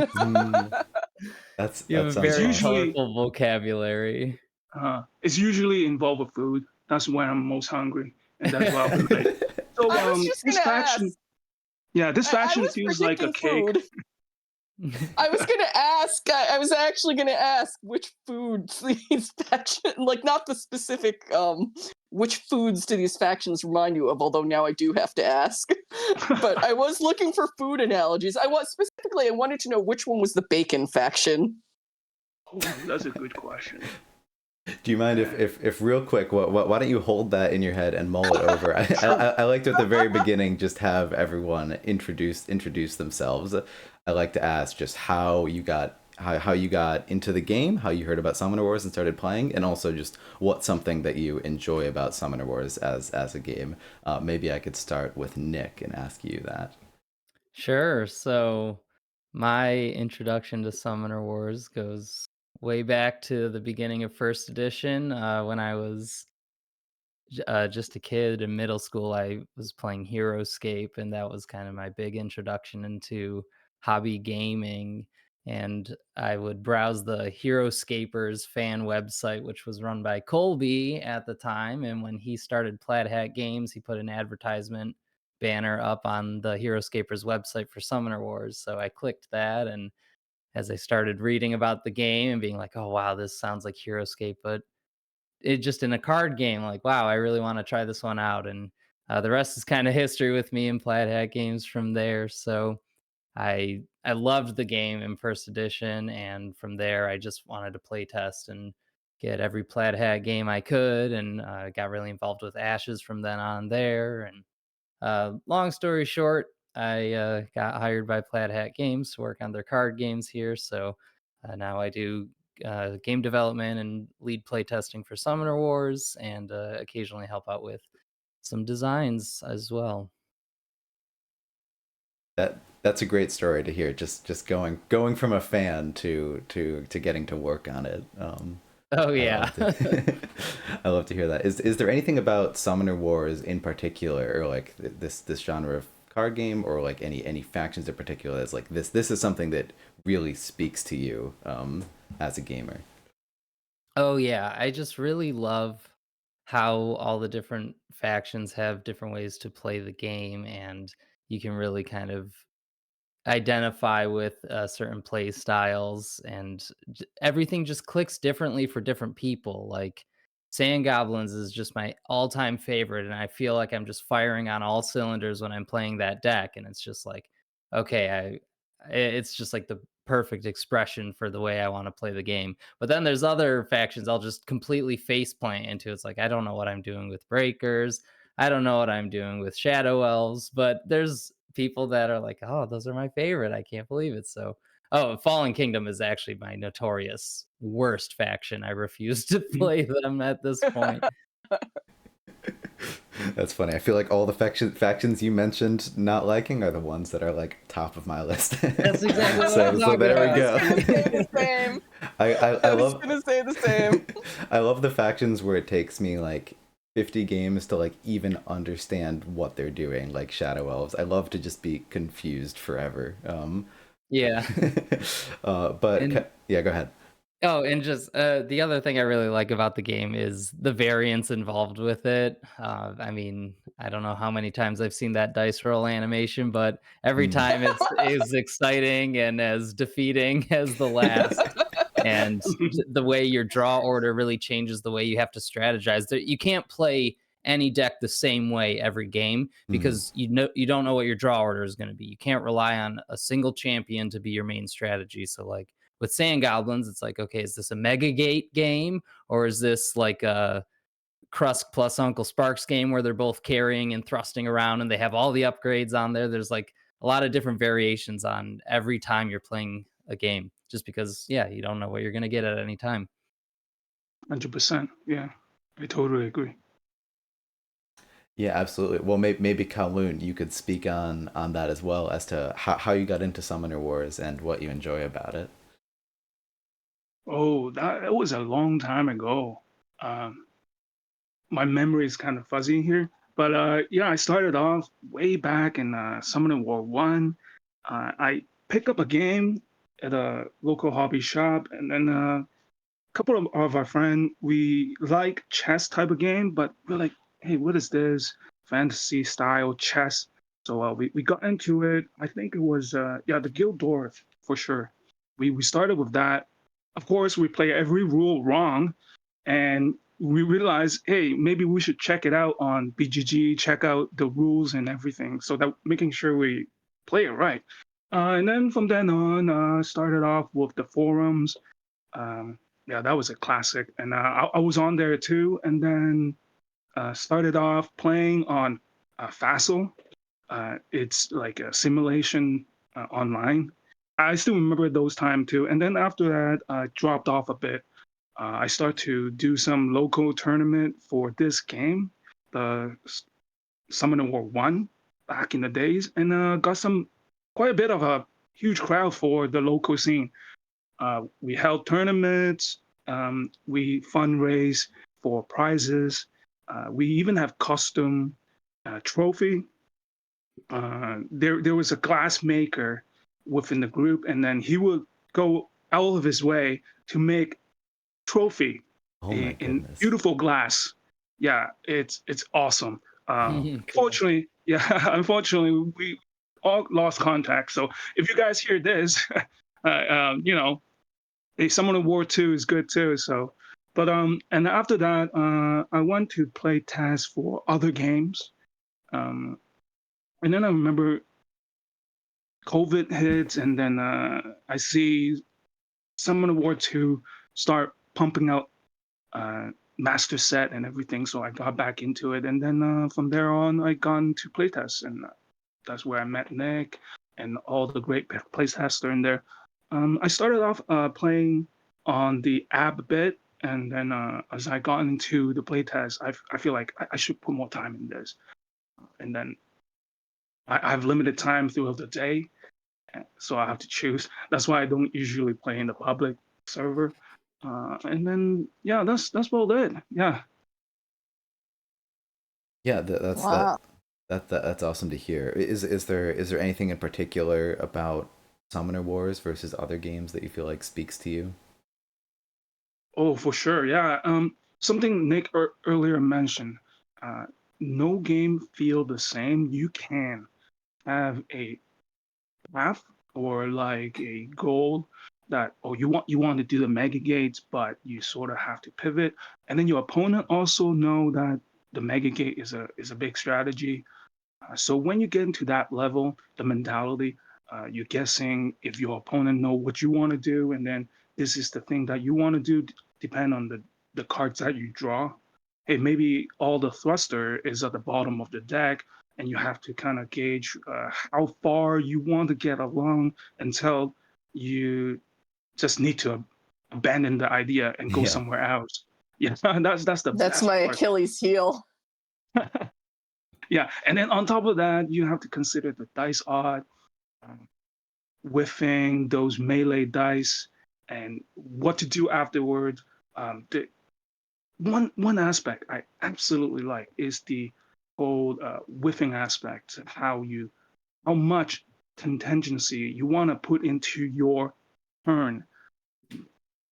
Although you have 3 targets that you can separately hit and get the bounty for it, but you know you're going to miss. So how you going to position yourself so that if your first attack miss, your second attack could kind of follow up with that and still earn that bounty. Otherwise, hey, maybe you with all 3 attack and you walk out the turn with no bounty, and then what to do after that? That's the most beautiful part in Summoner War for me. That's great. That's Risk management. yeah. No, yeah. An interesting part of the journey. I can't imagine that most players don't walk through that arc of basically being over optimistic and a little bit greedy, and then getting burned, and then discovering that there's this whole contingency planning aspect to the game. This risk management aspect. I mean, I feel like the learning curve to this game is definitely one of the parts that I've found most satisfying. First, the discovery process of learning to play this game, and then the discovery process for each new faction has definitely kept me in it. I should work Yes. better on my risk management. I like taking the risks. This game showed off a couple of those moments for sure. Yeah, there Well, were a you couple got of some whiff. bad rolls too. Yeah. Yeah, some bad road. Some definitely bad road. Yeah, there When I was saw some there, 1 for 2s when I really needed to go 2 for 2s on the configuration mags. Oh, you got to get rid of that configuration upgrade. Yeah. But I was just hoping I'd hit 2 and I didn't. That was almost more painful than that 1 for 2 melee was almost more painful than that 1 for 4 ranged on the inventor much later. Absolutely. And I know Kowloon is an expert with the reconfigure mag cogs, so I just put my main target on them every time I could. And oh man, missing that one. And then it runs away and it's sticking around for 3 or 4 more turns. You're like, Yes. Yeah. oh no, it just catches up with you so badly. No, that was a pivotal. we were kind of Yeah. reeling in pain on the stream because we knew that was exactly what was going to happen. Is that now that Magcog is going to live forever and Yeah. just do its little Roomba dance around the board. You can just feel it when a miss is coming too. You're like, I shouldn't do this. I'd really like it to happen, but I know it's not going to.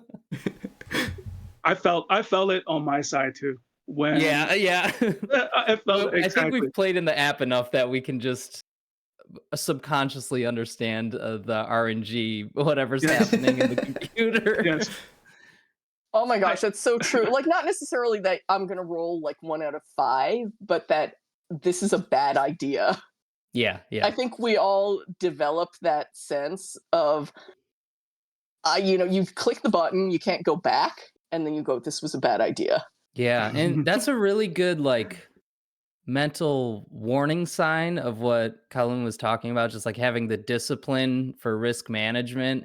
And if you have that feeling I think this is gonna miss and it's not gonna feel good if it does, that's probably a good time to take a breather, reconsider other options, because if the consequences are that bad, just know you're taking a possibly game-losing action. If it doesn't I go think your I way. got 6th sense right after I clicked the button. I Yeah. know then. I know then that this was a bad idea in terms of risk management. Yeah, that was a pivotal moment too. When that whip happened, I knew, oh, that's it. That's the game. How it goes down from here.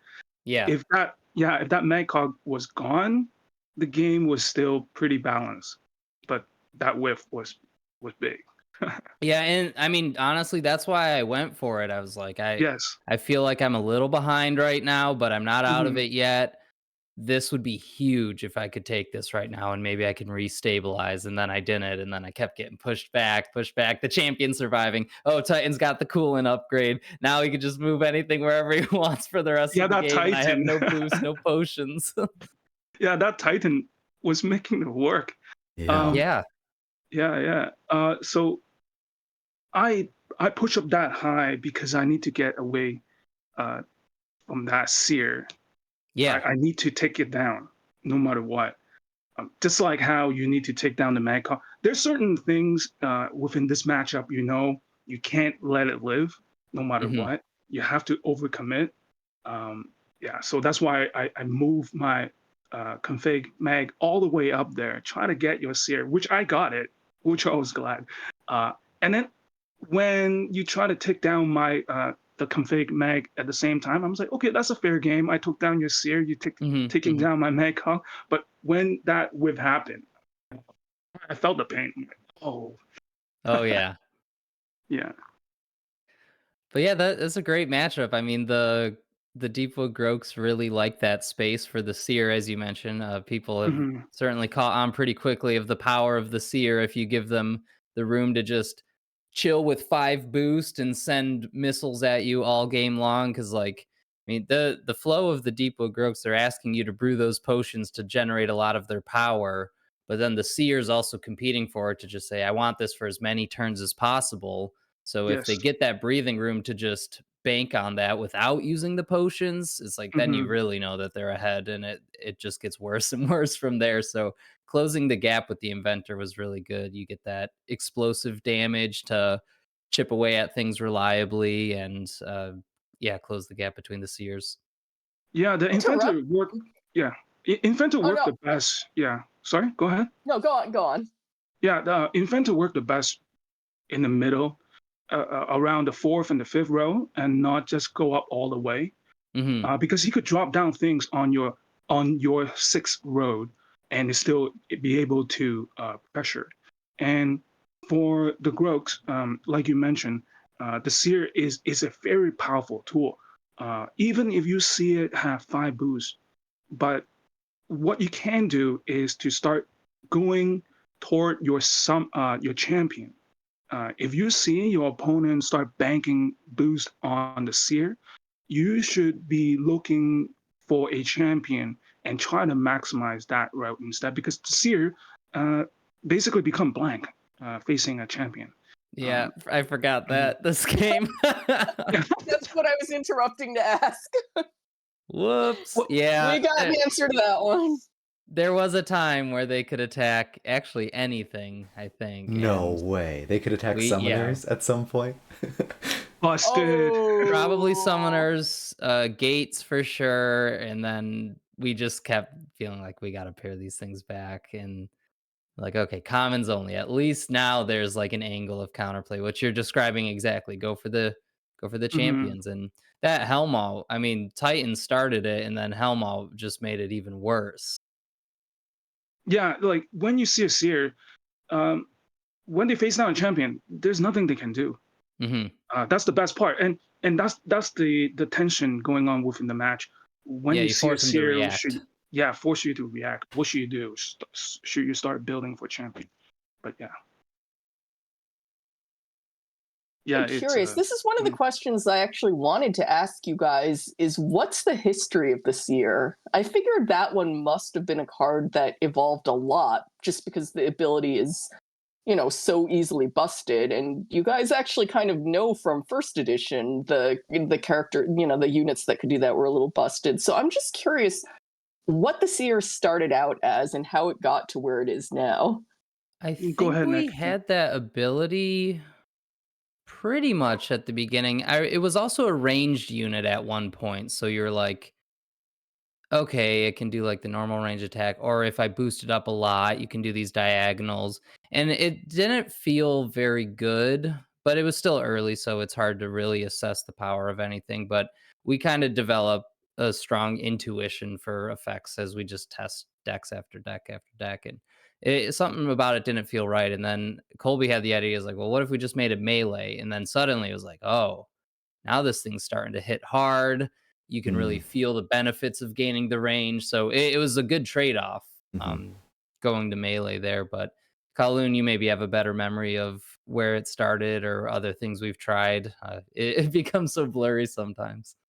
Yeah, it things changes all the time, and one change will have a domino effect with everything else in the deck.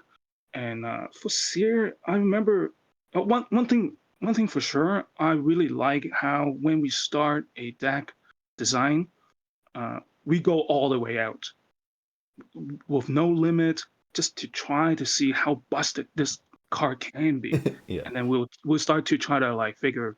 can we really have this? We start to ask ourselves this question all the time. Can this really be a thing? Because if we start off with a really boring card, then every deck will just feel the same with no new fresh idea. And Seer is one of that. I remember it was melee, and then at that time there was no limit on the boost. Oh yeah, it You also can't. was unlimited at some point. It was unlimited. So we were putting 10 boost on it, sitting in the corner, shooting something on the other side, and at that time it still can't hit champion. And then Wow. we on the chat we keep saying, hey guys, is this good? Can this be a thing? Can this be a thing? And then we start to kind of theorize: is there a possible counterplay? How do you fight off a 10 boost unlimited seared? And then we come to a conclusion that You start to we realize need a there's limit. not there's not counterplay. Yeah, there's no counterplay. I remember there's one part I was playing with Nick. I was playing PD, the Polar Dwarfs, and I had, which champion was that? The most popular one. I actually forgot. Jarmund. Jamoon, yes, I had Jamoon, and he had an unlimited range seer. You're just shooting me down from across the board. I was to Nick. I don't think this is right. My Jamoon is dying. That was not okay. So Funny. yeah, if you're wondering how Seer got away with being this good, just know it's because we were coming from the other direction the whole time.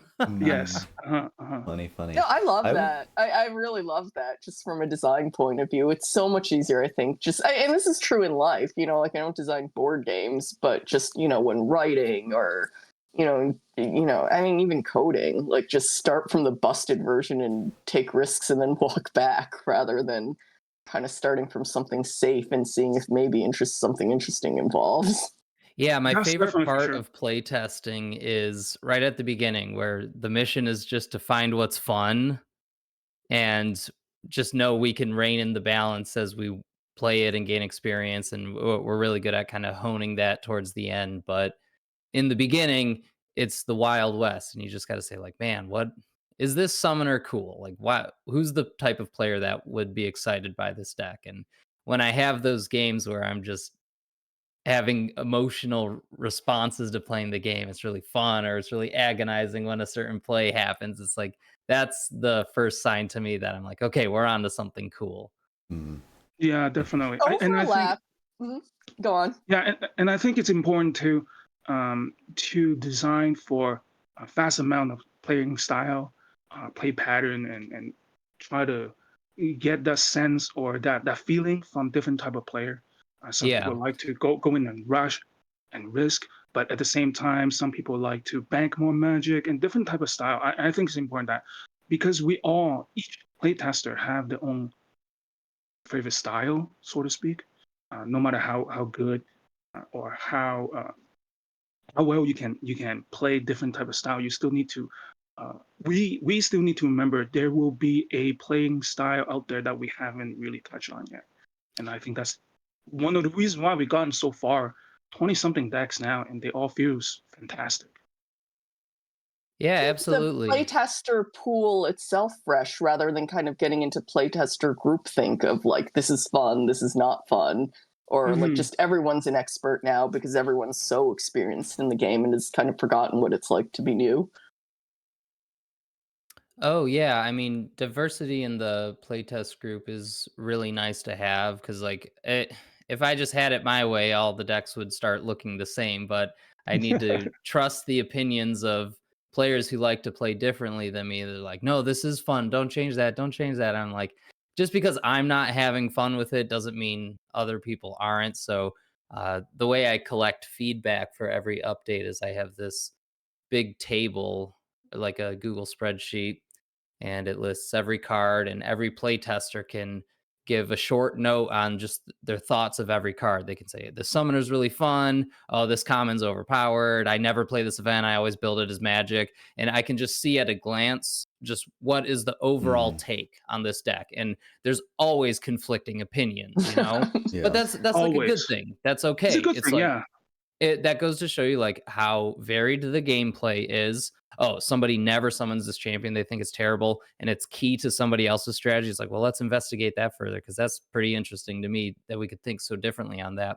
And then as we get towards the end of the cycle, you start seeing the opinionated comments start to kind of go towards more just check marks as people are like, yep, that's good. We all agree that like this comment ended up in a right space as we start to experience other people's experiences too. So like, okay, I had that really good game with this common, and now somebody else has also seen that too. You start to uh, kind of agree on stuff Yeah, and where that's there's when I still all start that to write variety. essays.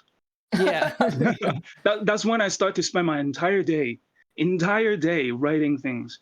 Just yeah, this is gonna be too long. Didn't read, guys, but yeah. I read them all the way through. They're very important to me.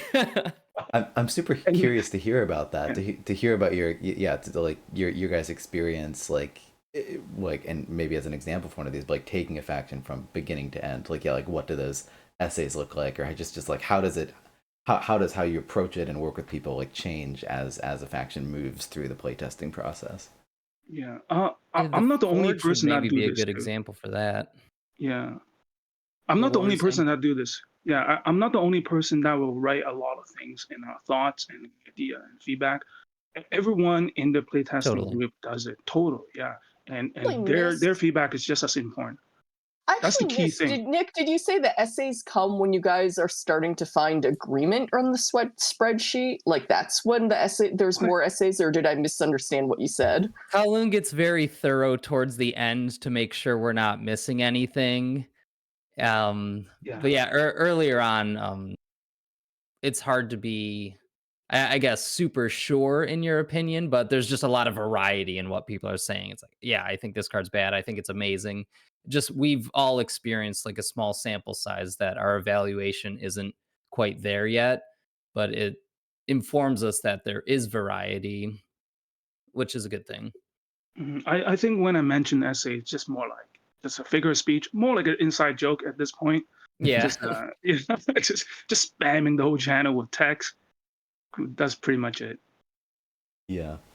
Yeah, It's but not I do required. find Kowloon, you and I have pretty similar sensibilities when it comes to what direction to go with each update. I find myself nodding along to your thought process pretty Yeah. consistently. hmm I think that's important too. Like all these type of feedback.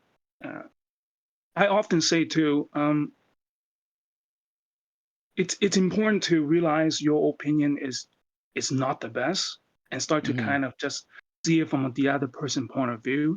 They will have a point and then try to put yourself in their shoes type of thing. uh, Maybe their play pattern is different, and then oftentimes what I initially thought is okay or well designed, you start to kind of second guess yourself, and I think that's most important too.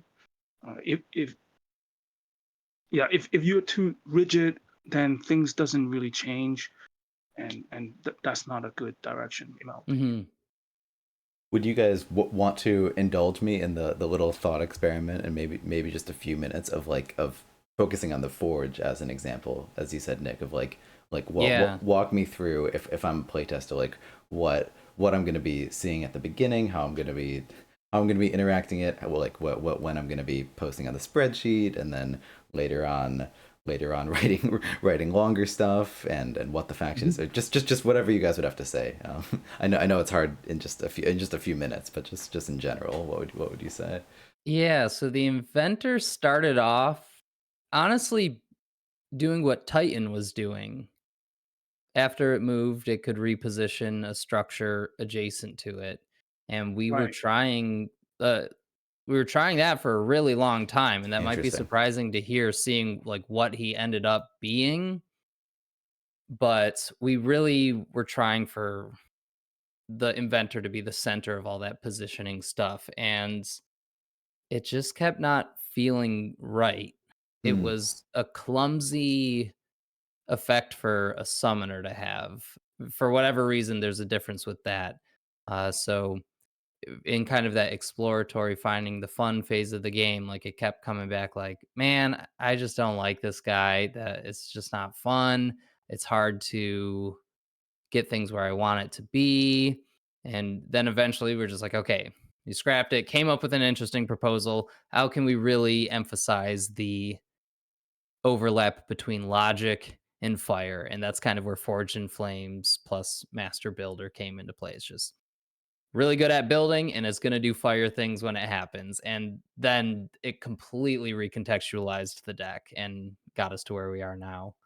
Just for the sake of context, you talked in your podcast about actually swapping the release order of Shimmer Sea Fae and the Forged, because the Forged was just ticking so well and was just in this really good place. So was that really good place after you'd settled on the Inventor's abilities, Master Builder and Forged in Flames, or while you were still fooling around with his Titan abilities? Oh, I might have misspoke. It was Storm Goblins that were Oh, going Storm really Goblins. No, well. no, no, no. That was me. That was me misremembering. My bad. My bad.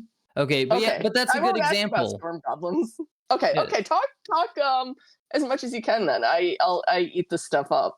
yeah, it's the first time we shelved a deck and moved on to a different deck. Normally, once we start a deck, we finish it before moving on to another one. But Shimmer Sea Fae, we just weren't landing on those emotional reactions that indicate a good designed deck to me.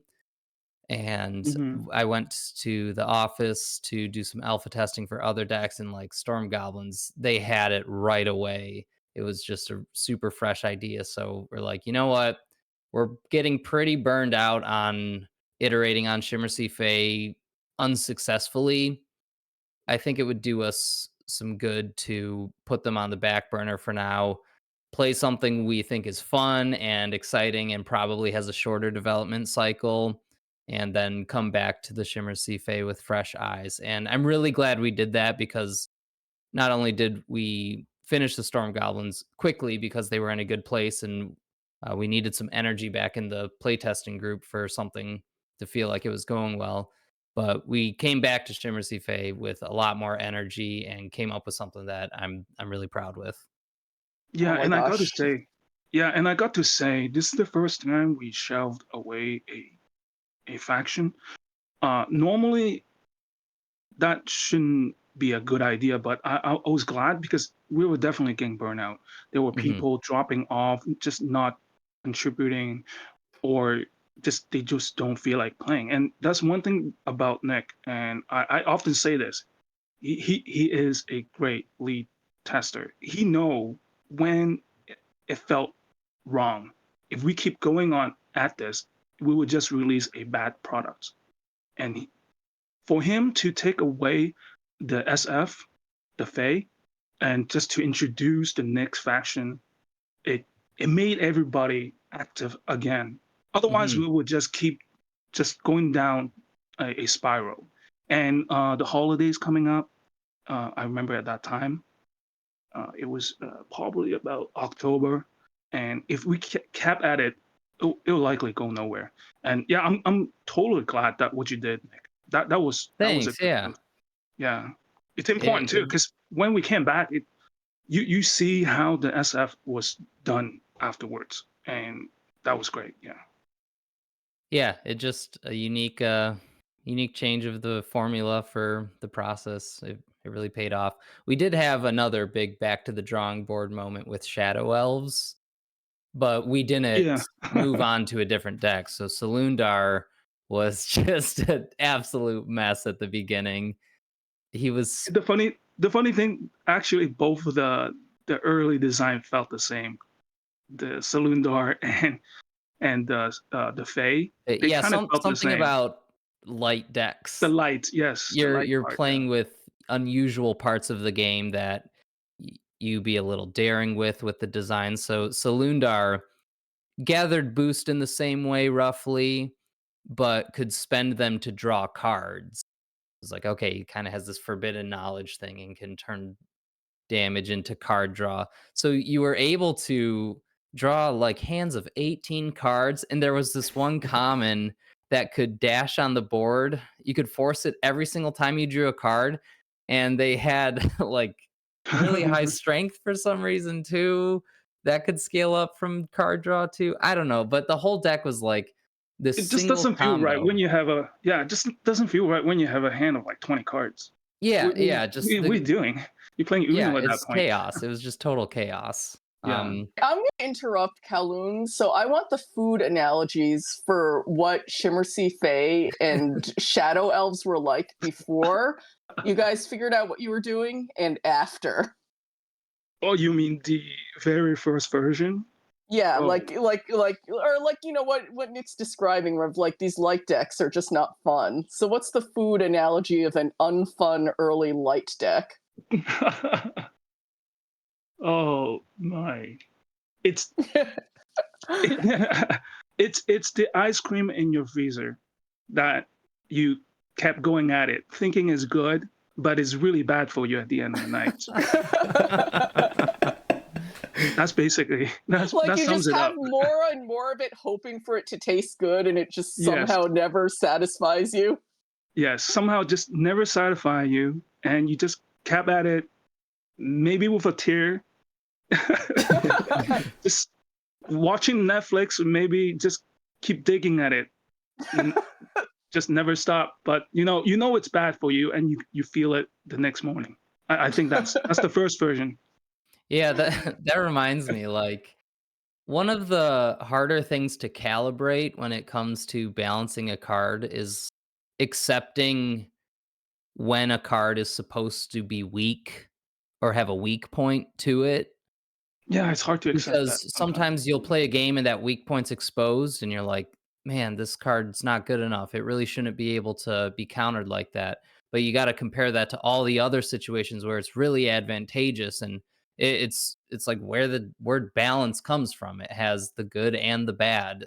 If they're all just like rock solid cards that are trading up against everything else with too much reliability, it's like that really isn't balanced. You need to have weak points for decks to attack. So it's tempting to just make everything really fun and really strong, and because that feels good when you're playing it, but it's important to have the perspective of the opponent and getting the reverse side of it. Yeah, the whole NPE side of things. But hey, let me ask you guys though, and girls, how you liking the newest release? What do you think, Ben and Fuzzy? Fuzzy, you want to go For first? faction pairs. Yes, I do. Yeah. I know really like, and partly it's because I think I played games with the new factions earlier because I knew the scuffle was coming. I Mhm. tend to be a somewhat late adopter because I don't enjoy queuing into new faction versus new faction. I don't enjoy it when they're both unfamiliar and that early part of open queue when just everyone's playing the new factions. So this is the earliest I dialed in. And like I said, I deliberately dialed in by just being like, hey, Vexer, let's play both of these against a common opponent.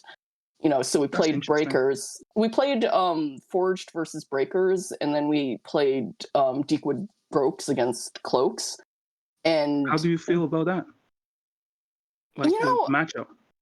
too early to tell. I wanted to know if Breakers was going to feel as bad as the League Breakers versus Wayfarers. And I don't have an immediate take on it, but it felt fun. Like Vexer won both those games, but they felt fun. Like I felt like I was on a clock as Breakers, but I could still do Breakers things up to a point. And then Vexer killed my 1 health to Kulu from a direction that I wasn't anticipating at all with all these, all these movement interactions. So I thought I was safe and I wasn't. But I actually had breathing room to move around and do Breakers things. And I don't know how to comment on, is the matchup balanced? I don't develop a sense of that for a very long time, but it felt fun. I think that's good, yeah. It felt like I had a grasp of what the matchup was what they were trying to do. Yeah, the details will come later, but as long as you have the sense that it's like that was a good game. I We can see picked the potential that as you excited to play more of it, that's a really good response. and we Hmm. picked Cloaks versus Groaks. I think, number one, kind of the S tier deck that some people hate. And then number Hmm. two, like the seer being able to get to the mechanist in the corner. Oh, Whoa. great. I just, was like, oh, like I think Vexor had like 5 boosts on his seer, and I was like, I just want blocks to summon a gunner to copy, and the gunner's going to be behind a gate, and I'm just going to do the blocks thing, blocks shoots and moves the blocker in his way. And I was like, my gunner is not safe. Like I can't just stash units and have blocks copy them. Yeah. So it is, it's kind of the comeuppance for the Cloaks, I think. Again, I don't really know how the balance is going to shake itself out, but when it shakes up the strategy space, that's just when I find it fun. It hits Yeah, 11 on my fun meter, and yeah. that's all I'm going to comment on at this point. Oh, definitely. Like I think when you walk out a matchup like that, you start to think, hey, what should I do? How do I break this strategy? Um, the usual the mechanism at the back isn't really working that well. What should I do? How should I pivot? There's always an answer in front of you, just depending on how you get there. And I think that's the most important thing when you walk out a matchup. For You, sure. Ben?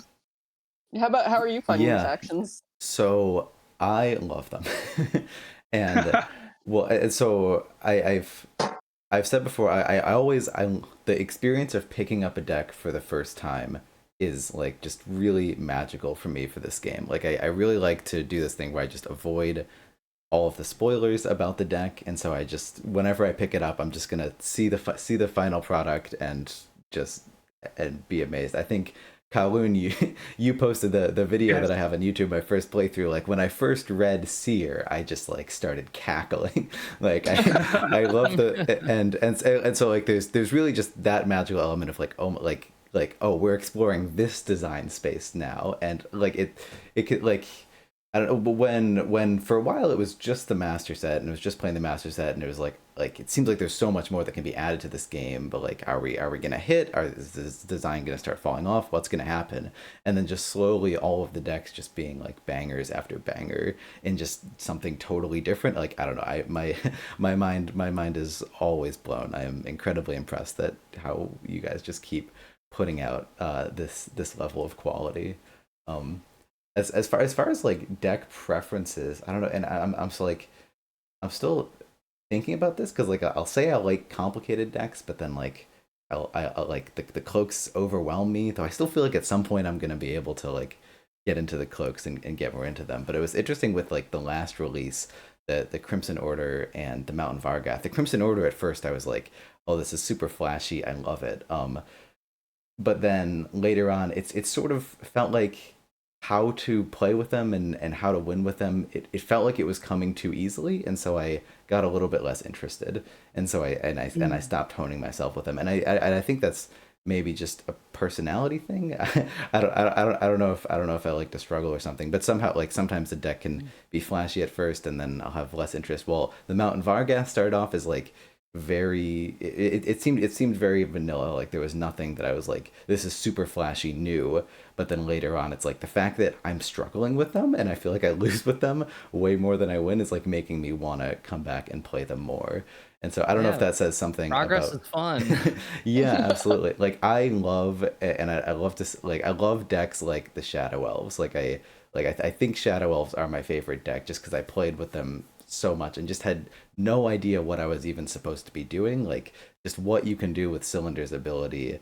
This just so there's just so much, such a high ceiling for what you can do versus decks that feel more straightforward, like Wayfarers or Crimson Order or something. And so I like that Summoner Wars can cater to like just those different things design wise for what you're looking for just so different. And yeah, these two decks just both seem like whoa, I had no idea that this was like something in the design space that was possible. So I am just having a blast with them. I think the design space is unique, and the theme matches the design really, really well in both of these decks. 100%. Hargada said in chat, the inventor has the mad quality of just pumping out inventions as he moves around. And I have to imagine that potion wielding frogs gives you this design freedom that something like Vanguard's doesn't, because everyone has expectations about what the Western Army is supposed to look like or what a paladin is supposed to do, and none of us had any preconceptions, or none of us that I know of had preconceptions of like what potion wielding frogs are supposed to do. Yeah. So that was just super, super fun that, it's a fun theme and we get to discover these mechanics without preconceptions that, the paladin army has to heal or, whatever. Like, just what are potion wielding frogs? Let's find out.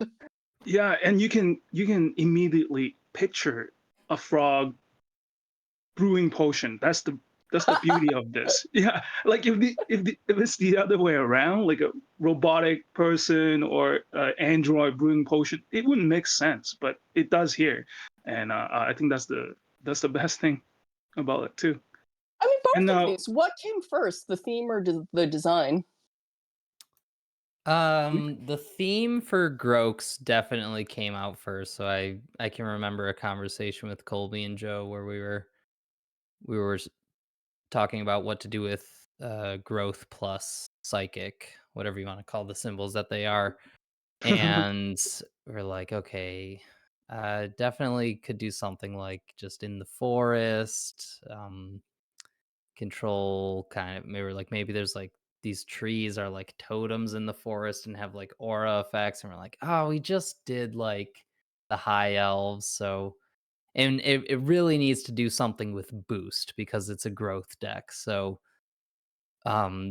just at some point in there it came like, okay, they can be like moving around the boost and like maybe they're like picking ingredients and you're concocting yeah, the potions, and, picking and that was an ingredients. Yeah, evocative idea. I think yeah. Groaks were an idea for a while. We wanted Colby's been really wanting to do just different species in decks. So like, yeah, For Groaks, sure. Fae, Avians, whatever. It's like it's fun to really expand the product catalog with really different looking characters. So I think Groaks was something we were thinking about for a while, and Donald had made a frog deck at some point, and we Yes. didn't really go anywhere with that, but it was just kind of on our mind for a while. And so it just kind of, yeah, came up again when we were talking about growth. It's like, okay, maybe we do the frogs now. Um, Inventor. Uh, I Wasn't it think, supposed to be somebody's idea? What was it? The inventor. yeah, I think Joe came up with this one Right. Yeah. on his own, and at some point we really latched onto the idea of it being just like a solo person making all the machines, and from there, the idea really came out from there. So the theme, to all this to say, theme really does come first when we're thinking of what to do with a deck, because it really is a good restriction for coming up with ideas that will work cohesively together. You need to have that one unifying idea that you can give the thumbs up or the thumbs down to. Like, does this make sense with what we're going for or not? Because say if you just have the blank canvas forever, you're never gonna rein it in. So I really like starting with a cohesive theme, and just the way all the different deck building symbols line up in different ways. There's always like one really evocative mechanic for them to overlap with, and trying to get to the root of that is really great. Can I just start a question too for Nick? Just one thing I'm really curious about Hmm. is I never really asked you in chat, but which, like, out of all these releases, which one surprised you the most? That's I'm always curious about that. Like, we all know a certain type of faction that will come out and will hit a certain type of player or reach a certain type of tier power level. Which one surprised you the most? Oh man. Or is all of them is where you somewhat seeing them land? I mean, I never really know for sure where they're gonna end up. I know a deck can be fun, but in Hmm. terms of balance. They should all be roughly around the middle, but Crimson Order was a bit of a surprise how powerful they ended up being. And definitely at this point, there's a lot of anecdotes of like, oh man, the devout cultists that just won't go away.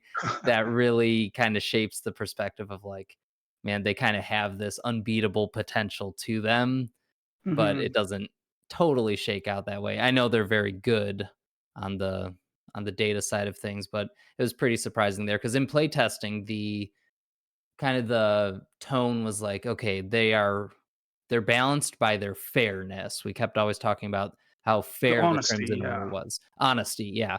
They can only move 3, they can only attack 3. They don't have a lot of tricks outside of that. They're very telegraphed in their play there, whereas like, yeah, a Wayfarer's deck or a Sand Goblin's deck, the Inventor is just like, man, they're just completely shifting the board state at their whim, and you can't really do much about that. So that was kind of it was an intentional place to hold the Crimson Order back.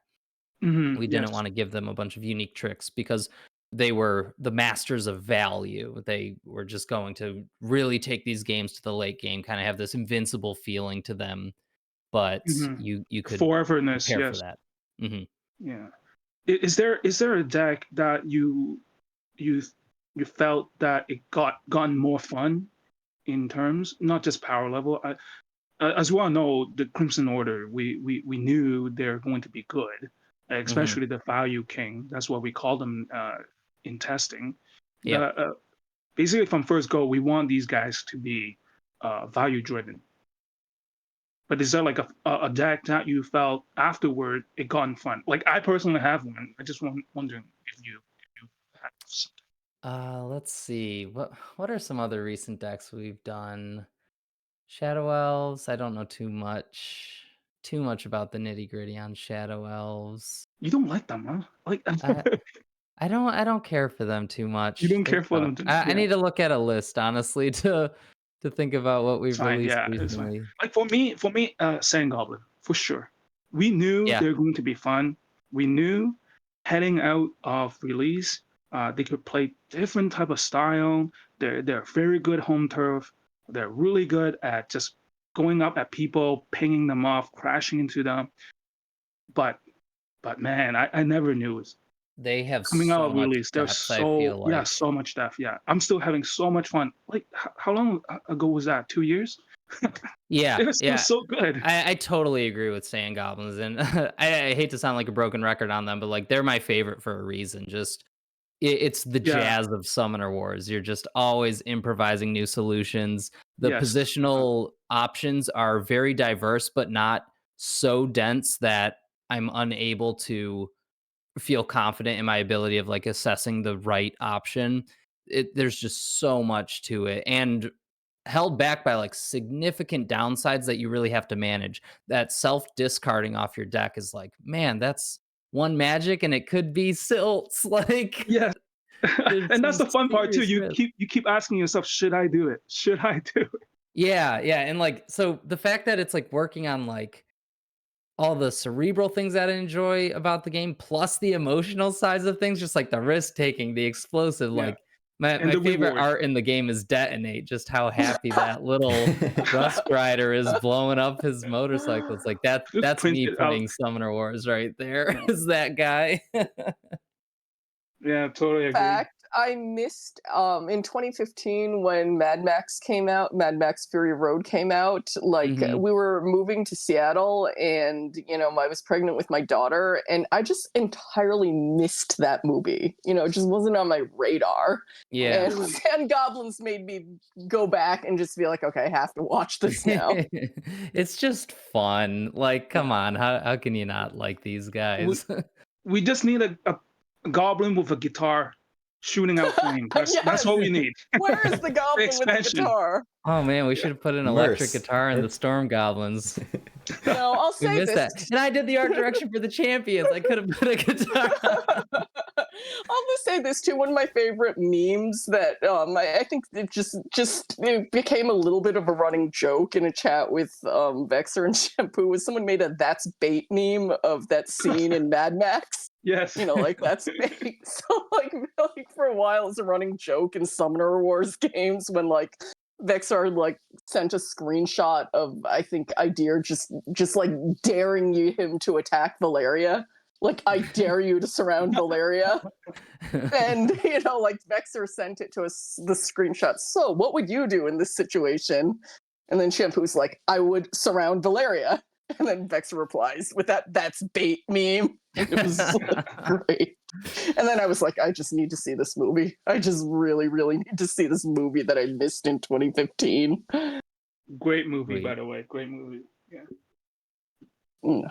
But yeah, great movie, great faction. And that was such a total digression, but it's just a funny, like, small piece of art makes me go see the big piece of art moment. I just wish Summoner Wars were more mainstream. Like, I really love this game. Thank you all so totally much for agree. playing it, and I mean streaming it like this, putting together events. I really do appreciate all the passion that y'all pour into the game. Kowloon, your playtesting time is incredibly valuable as well. It's Thank you. Yeah. it makes doing the job wonderful. I enjoy it a lot.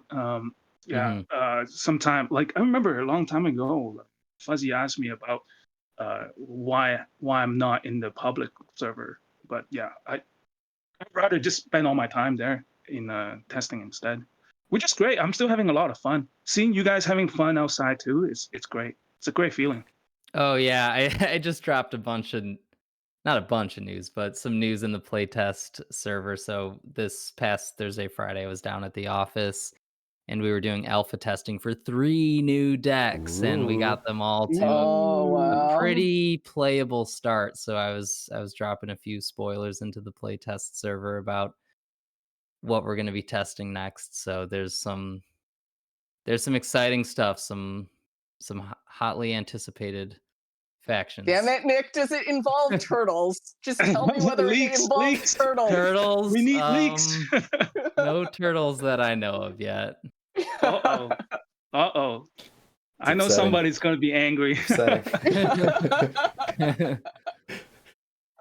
But yeah, Nick, like thank you and Joe and Colby for like engaging with the community, and we love this game so much, and we do it because we love it, and it's awesome just to get to chat with you guys as well, and that you guys are so open about everything and the totally. and the I mean, process, there's no reason to sit up in the ivory tower and design this. It's like this is the game for everybody, and the community's impression on the game and enjoyment of the game is as important as everything else. So it's just fun. It's a lifestyle game for a reason that involves all the Absolutely, people that play the game. Absolutely. Love with these Mhm. scuffles. Like, I love getting the opportunity to highlight different ways of engaging with the game, because so much of the conversation on the Discord naturally revolves around the competitive community, which I also love. But, we'll talk strats endlessly because, this is what we do. But one of the things that I love doing on the Scuffle is just highlighting all these different little sub-communities and different ways to enjoy the game. So, we had the Lore Scuffle a while back where we just kind of dug into what we thought the story going on behind the battlefield was. Yeah. And, who cares about gameplay? I want to know why, Colleen and oh god, what's his name? Maluna are just facing off in a corner, away from the main battlefield. And this playtesting one is just a perfect example of maybe competitive play stresses you out, but you love dialing in the ins and outs and just all the analytical goodness of, making a faction come to life. I do have one last question. I'm just curious, is there any overlap between kind of that early alpha testing Wild West phase when stuff is broken? Is there any overlap between people who enjoy that and people who enjoy the Wild West craziness of deck building, where just anything can happen and you might die out of the blue? We do have a couple deck building aficionados in the playtest server. Yeah. And Jexic. Jexic is definitely the RD Brew is also one. always brewing up Level stuff. Yeah, level 3. Doctor level 3. Also another Doctor, Hey. Doctor level 4. Doctor level 4. Yeah. I think Doctor is enough to level you up.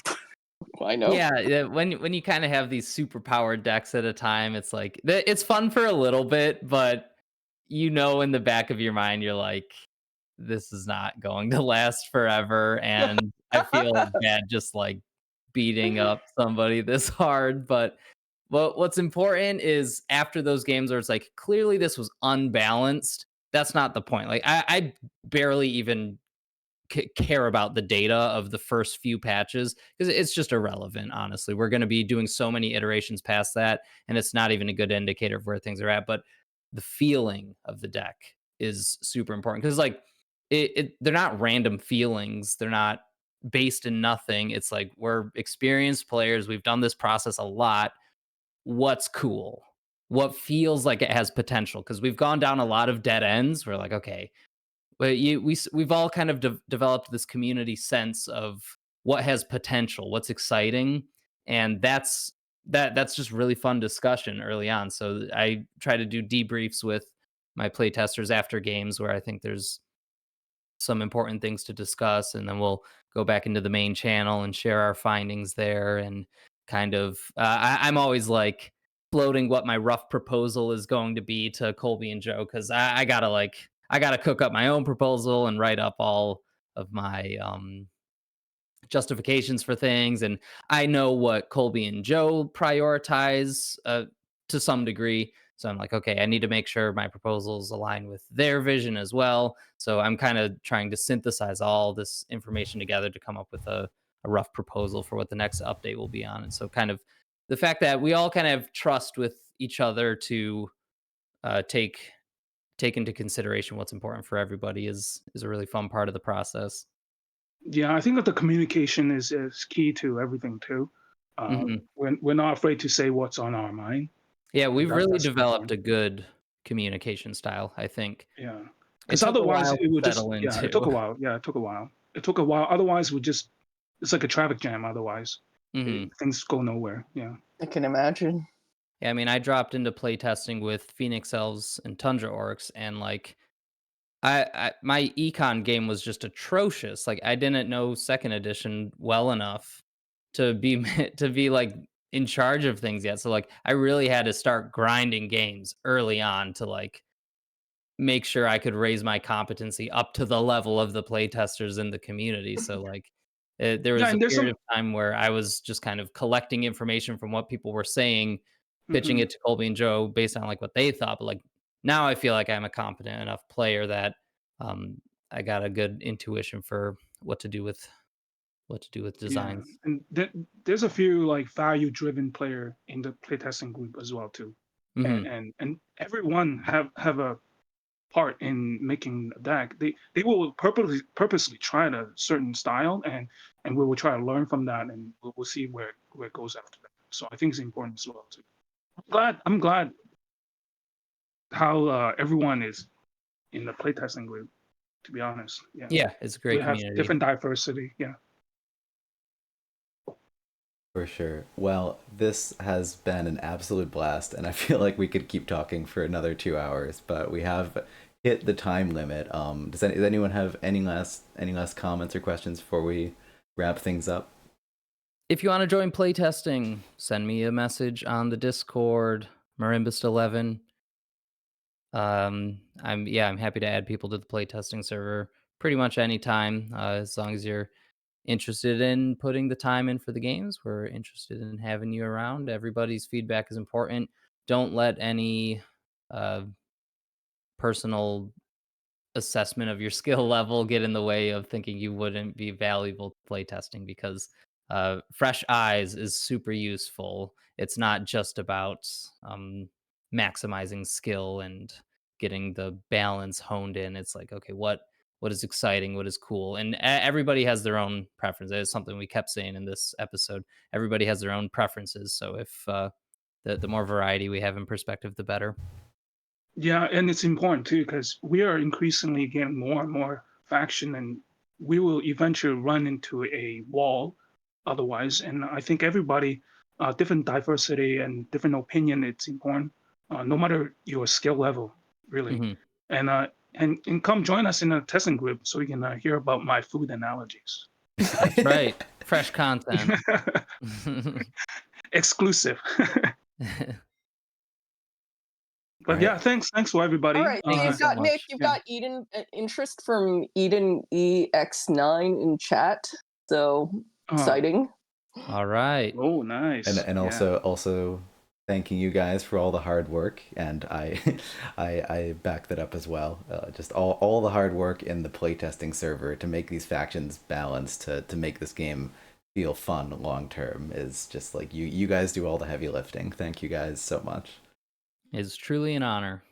Truly honored. Exactly. Yeah. I'm glad everybody's having fun. Yeah. That's the most important thing of the day. Yeah, we're in a great era for Summoner Wars. Yeah, the golden Couldn't era. Yes, I completely agree. All right, I and agree. with that, thank Hey, you guys thanks for so having much us. for coming on. Yes, Thank it's you our all. pleasure. Bye, Thank everybody. you. Hey, later. All right, bye-bye. And real quick before I wrap things up, say that feel free to message either Fuzzy Marmot or myself if you're interested in jumping on a Scuffle any of these days. We're doing a bi-weekly schedule, so every 2 weeks, and we just want to have as many different people on as possible. We don't worry about skill level or anything. We'll try to match people. What is Scuffle? So Summoner Scuffle. That's just what we've called this event. So every 2 weeks we'll just have two people on, play a live game against each other, and then we chat afterwards. If hopefully people that come on are comfortable with that. So that is the Summoner Scuffle event. You can see on YouTube the same name, Ben10SW, that we have. There's a playlist of all the scuffles we've done in the past. I think we've done like a dozen or so at this point. Been very fun. So you can just see a showcase of all the different people, all the different names that you'll see in the Discord server that you'll chat with. You can hear their voices online. Yeah, of course. And feel free to message us if you're ever interested in coming on yourself, and everyone else. Yes, we'd love to have you on, and otherwise just fun to fun to play around and play games in the Discord server. So yeah, so thanks everyone so much for watching, and I'll catch you later. Bye bye.